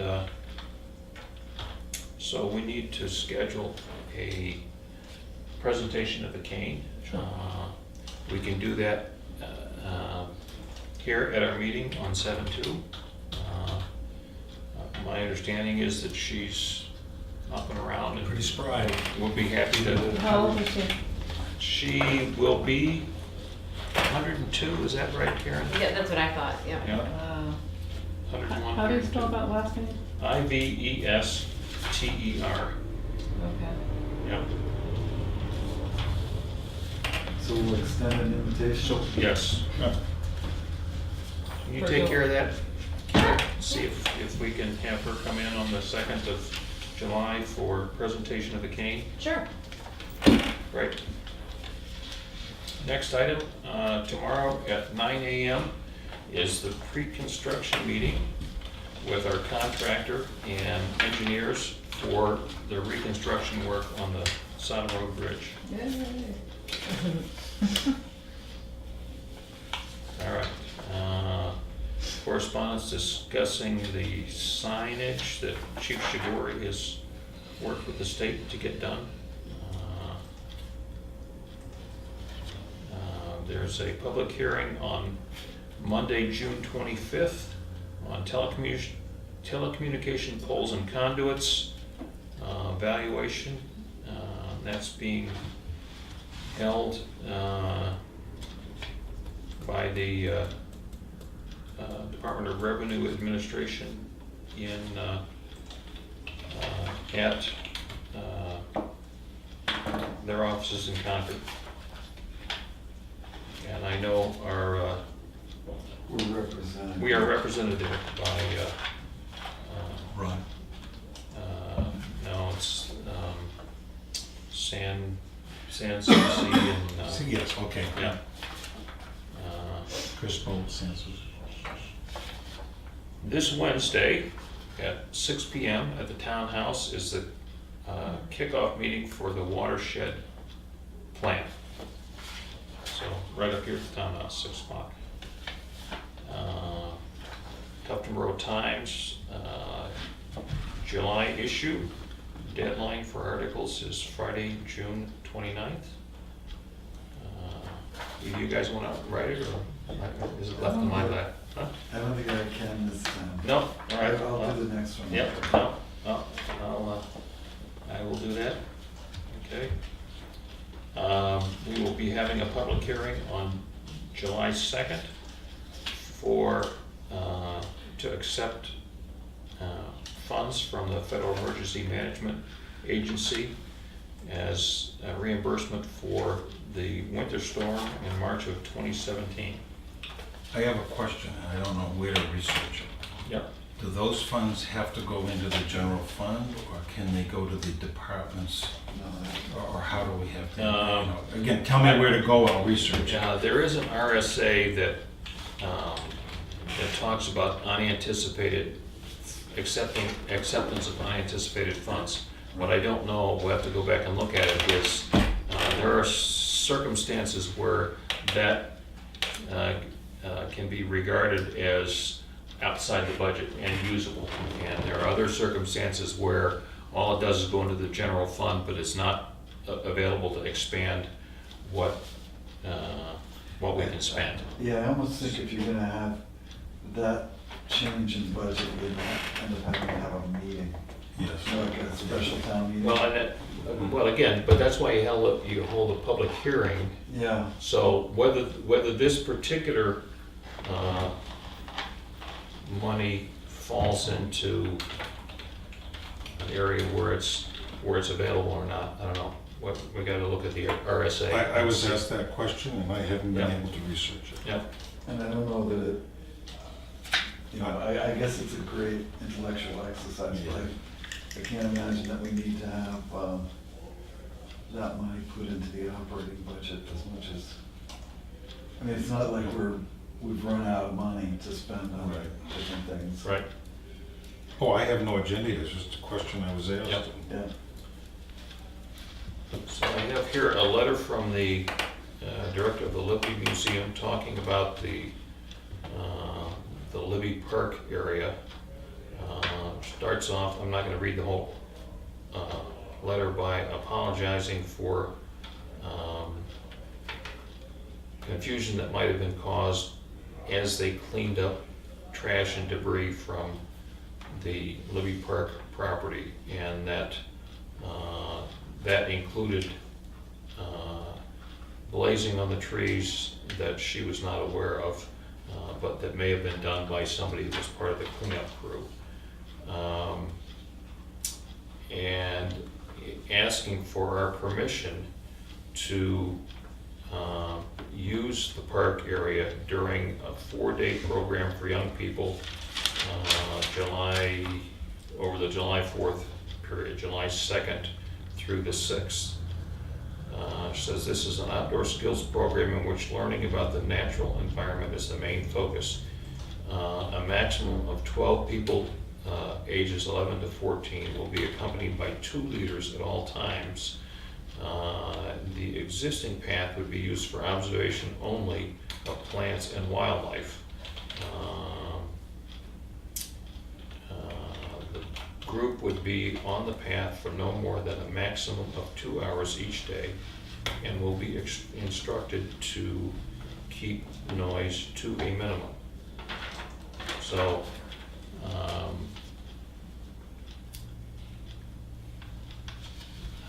it sounds to me like it's a good use of the area. I know we have abutters that are unhappy about the prospect of the park area being turned into a recreational property. So, and any thoughts on making it available for this particular program? I'm fine with it. I noticed that there were professionals who were gonna be involved in it. It's not just a volunteer effort, but she did have,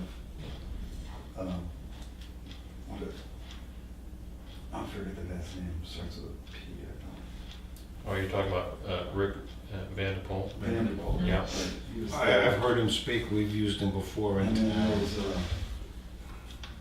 someone who's actually trained in teaching this sort of activity. I mean, at some point in time, it's gonna happen. It seems like a pretty innocuous and low impact use of the property. Maybe it's a good trial balloon for what is the real problem with having children out there looking at the plant pot. I think both your responses are measured. First of all, my dad, who taught physical science for years, maybe you had one of his classes, they went down in that area. They also went down on Lang Pond Road, and no one died. It wasn't trash. It served its purpose. We own the land, correct? Right. Belongs to the Okay. town. If there was one sliver of, and I don't know the right word is, sir, I don't go on your property and put blazers up. I don't go on your property and put a trail in. However, things happen, it's 10 kids, it's 12 kids with adults. Let's run a trial balloon. Let's be reasonable, let's not punish the kids. And my grandfather was a friend of Dr. Libby, and it was a little bit before my time. Isn't that what all these Cow Island and the rec area are about, is for a guy to walk his dog down the river road, for a grandfather to fish with his grandson? Come on now. So, Well, there may actually be noticeable, I think, probably, that's a good idea. I mean, that land hasn't been worked over for a long, long time. Right. There may be some interesting plants there. Yes. Yep. And I think, let's give it a try. I like the idea of the Libby being more active than it has been in the past. Yes. It sort of sat there. I was always fascinated by the dugout canoe. I have no problem with us supporting this Well, and individual effort. what they're asking is specific time periods, specific hours. I mean, we're talking a maximum of 12 young people, no more than 2 hours per day, for each of 4 days, 2nd, 3rd, 5th, and 6th of July. So I think that's a reasonable request to grant permission Let's for work it, together. and look at it as an opportunity. Again, there's some muddiness in the waters as it relates to the deed on the property and the restrictions that were incorporated in that, and I think I've said it before on the record, I certainly will now.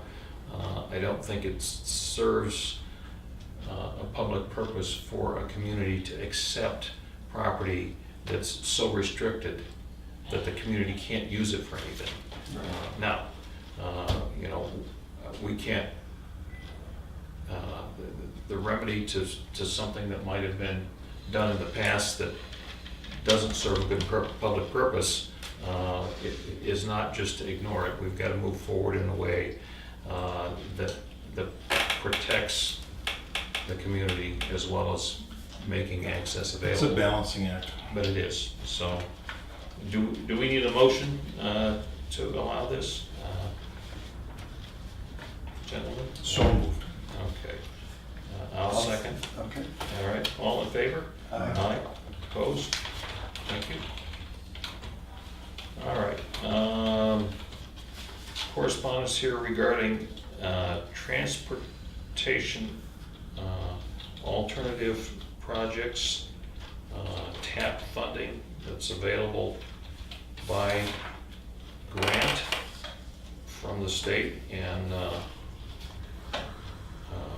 there was some question as to maybe that would be something that could be used toward Libby Park. I guess my thought was that we have some need at the Great Meadow, particularly as it relates to putting in a parking area at the trailhead. If that sort of thing fits within the criteria of these grants, I think it makes sense to look at it. And I think you sent that to Steve Wingate. So, That's the trailhead by the town shed? Yes. Okay. right, right. Yep. All right. Copy of the state contract that was forwarded to us by Councilor Kenny for, this is on the Motorola upgrade. And I think it would cost an awful lot to duplicate that, but could we pass it, make sure that the police chief and the fire chief at least read it? yep, I sent it to them. yep. Okay, you did? Okay, All right. one step ahead. Good. LRPC electricity aggregation. I received this email back on June 12th from Lakes Region Planning Commission. They had put the electricity purchase agreement that we had last year out for bid for the next year.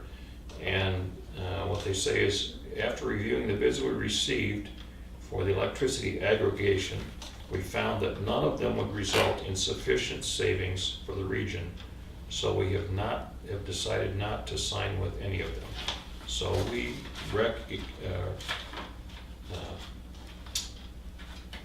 accrued some savings this year on the purchase power agreement. I didn't see any of what they got in when they put their RFP out, but apparently it's.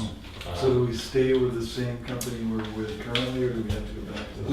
We are on a 1-year agreement that expires late October, I believe. So I think where we're at now is we'll go back onto, we could go shop Right. with somebody else for, But also buy some time for right, them to but bring up pressure to bear. yeah, it looks like the savings that might be available next year is Gone. less than what we had. So in which case, if it expires, we go back on regular co-op. All right, other correspondence. Community Development Block Grant funding for housing and public facilities. And one of the things that they talk about in this are facilities to provide services to low and moderate income people in the communities, such as community centers, etc. So I think Karen sent this on to the library trustees with the idea. I don't know if Yep, I did. expansion of the library might fit within what, Right. but it never hurts to ask. Oh. So, all right. Officer hours for May. Let's see, I think we got a number of other things that I don't know that we need to run through here. Okay. Correspondence back and forth on the spectrum thing up at the transfer station. Not surprisingly, it's taken a huge amount of coordination, a long time to get this thing through. And I think we're finally It's already paid dividends. finally Especially about the internet. About done. No, that's terrific. All right. Excuse And me. thank you again for your effort. You made a difference. Did I miss something? Just one thing, the policeman on-call hours, there should be a memo in there from Chief Shigori in the green folder. It's just a one sheet, so it might have got dropped or something. I do remember seeing it It was before. budgeted for $4 and, whatever Yeah, reason, it wasn't well- done this year, so they just need your approval to do, Oh, kick it into gear and do a retro check for the. yep, all right. Well, I do remember seeing it, but maybe it was in the signature folder I and I remember didn't, seeing it. and I didn't. Well, at any rate, Yeah, yes. either way, We yeah. budgeted for an increase in the call hours for this year, but it has not been paid. So I don't see the document, but I think we could do it. We can do an approval without Yep, having an absolutely. actual piece of paper. Yeah, Also, This is consistent with the budget for the year, but didn't get done. All I'll right, second. any further discussion? All those in favor? Aye. Opposed? All right. Any other business?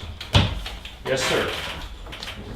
are we having any work sessions or changing any sessions in lieu of next Monday, or just not coming next Monday? We're not meeting next Monday, and I guess my feeling is if we need to have a work session, if something comes up, we need to have a work session, that we'll schedule one. Because we talked about a Friday or something, and, Yeah, I'm fine with Friday, I Yeah. don't see anything to do Yeah. Friday yet. okay. Right. And I'm not looking to have a meeting for Right. the sake of having a meeting. Right. If we need to have one on Friday, I can have one a little later in the morning. Yes. I've got a doctor's appointment first thing, but other than that, I would prefer that if we need to have one, we'll schedule one, rather than just Yeah, it's gonna be. be here anyway. All right. Yes, Alyssa? Okay, back to the Libby Park. So Alana apologized for not asking, or when she cleaned up, or, I haven't been to the site, it was just some trimming, some cleanup. There was some trimming done, and I think that the biggest thing you saw was that there were some blazes on the trees. Now, And so, and you said before that Steve Wingate said if that were to be a path, educational path, that's not appropriate. Can that be undone? Are blazes just marks that you take off? it's just or- paint, they're paint marks up on the tree. Oh, what are they And- supposed to signify to walkers? Just Well, walk this way? I Right. don't know. Yeah, It could have just signified this is, my cleanup crew go there and clean. right. Who knows what it was Nobody for. knows this was. But I think that she's done a lot of talking with Vanderpool and the other lady, I Yes. think, about the appropriateness of the location of the trail. So there's two opinions about where the trail should be. Oh, okay. Steve Wingate's got one and they've got another But one. you don't know what mind was at work to guide this blazing. That's a mystery. I think there was a trail there originally, or some sort of, Oh, so it was a I don't think remarking? Oh, I don't know. Talk to Lana, she'll so it tell you. doesn't do anything. She's easy. Yeah. Talk about Okay. the museum. Anyway, okay, then, I don't know, you talked a lot about the trucks for the fire department. No, highway department. Highway department. Highway Yes, department, right. sorry. Ooh, that's not. Right. Okay. All right. You guys have had a long meeting here. thank you for listening. Yeah. And only 2 questions, wow. You've No, been no, I complete. Okay, so they have a 10-wheeler, Yes. and you made a motion that you're going to spend $9,800 plus the welding to get that all taken care of. Yes, Correct. Okay, You that's used one. above. All right, the 10-wheeler, to repaint the body and the frame. okay. Then there's a 6-wheeler, and you want to have that inspected, right? Yes, And to assess what needs to be done. correct. Okay. Then Jim mentioned patching up an old truck for $2,500 and another truck for $3,500. Are those 2 additional vehicles? No, those are Same those trucks. are the same Okay. 2 vehicles. So I don't even need to mention those because Right. you've, okay. He was giving us alternatives. Okay. Wasn't sure exactly how many vehicles he had. Okay, Anything else? I think that's it. Joe? Number one, do we have liability on that property? People walk, are we covered, or do we have? Yes, we have liability coverage for all of the town property. Okay, the contract that Clay signed when we get the internet service down at the transfer station, he did sign a contract and there was paperwork associated with it. Was that incorporated into the present contract we have with Spectrum/Time Warner that's supposed to be in the cabinet? Or is that gonna be a separate entity? I'm only concerned because of the things we've already been going through with my problem. Okay, now we've got one problem solved, but is it gonna be a separate entity? Do we incorporate it with the present contract, or what? I'll take a stab at this. I don't know for sure. I think we're talking apples and oranges. You're talking about the agreement that the town has with the cable provider, That's correct. right?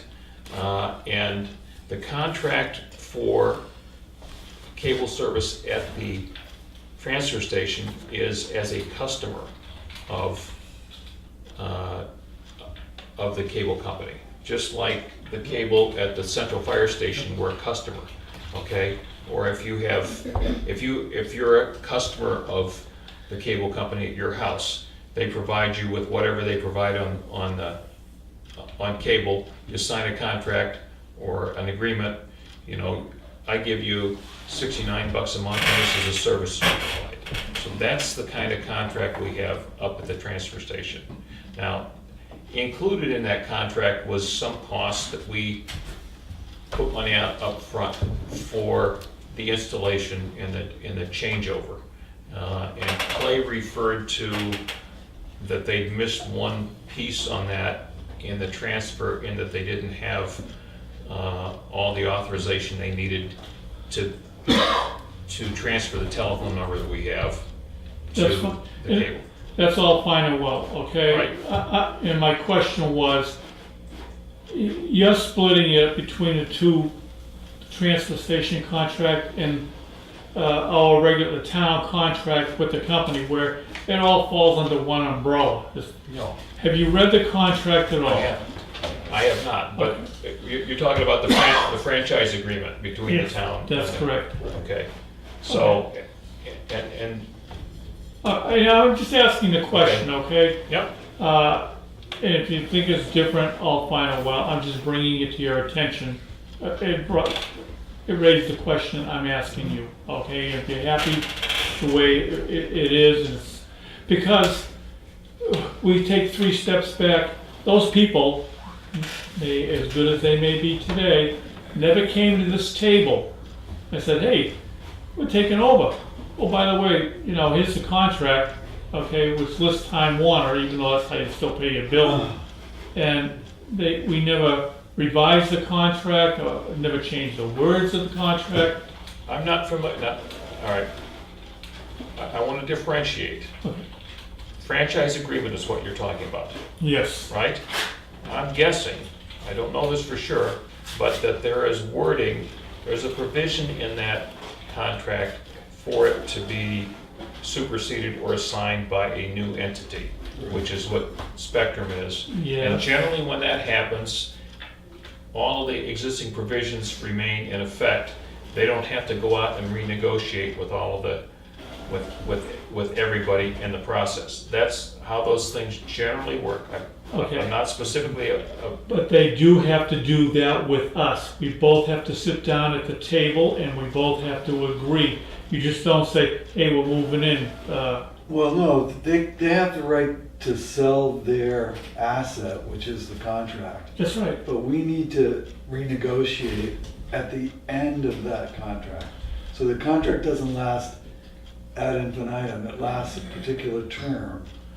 What I'm complaining about is we weren't even involved in the actual transaction, of which we should have at least been notified. Someone should have stepped up to the plate or made a visit and say, this is what we're doing. Well, we And did I may be receive nitpicking notification here, of a change of ownership, absolutely. But nobody ever attended this, And Board of my Selectmen. guess is if you look at if you read the contract, that's not required, and it's not normally required. Yeah. Okay, and because I've read it several times and I'm losing my memory half the time, I have a copy of the contract and I will do it again. I've had it for several years. And if I find that little clause, I'll just bring it to your attention next time. Okay? And it was, and I've read the contract, and they did specifically cite all of the locations of town buildings that they Yes, that's were correct. gonna provide, Yep, and the transfer station wasn't one of them. right, no, I So when we understand that. get to renegotiating the contract, when Yeah. it comes up, we need to have all the town buildings provided. Right. Again, the answer to the initial question, and I was just asking, and I wasn't aware that a contract had to be signed. I don't know what the hell I was thinking of, but anyhow, you've answered the question. I will do a little more reading. If I have a question, I'll bring it to your attention again. But thank you. There's, All right. there's another side of the answer. And that is because of Karen, because of Clay, this computer network that was going in that, you know, and the Fairpoint phone system that wasn't working properly, okay, they got it changed. Yes, it took 6 months, but this was a $35,000 investment, and we got it for $6,223. Oh, yeah. Oh, that's a plus. I mean, I'm When not Clay arguing. and I that. when Clay and I met with Mike Dugan, he goes, my contact who just purchased from Spectrum said I'm to knock $5,000 off the price.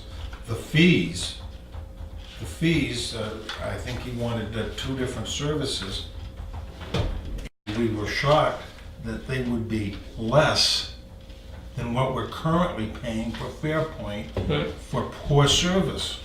So yes, it has taken an extra number of months, but these 2 individuals have very quietly kept the pressure on, and guess what? It's been resolved. Okay, And it's been resolved at a savings to the town. no complaints. Thank you. Okay, anything else? I'll entertain a motion to adjourn. I'll move we adjourn. Do you really want to? Yeah. I second that. Okay, all in favor? Anything in Aye. anything in these 2 folders we need to go over? Not that, I think we not, can. yeah, not that I was aware of. Okay. This one. All set? Yes. We're all set. Thank you. Thank you. Thank you.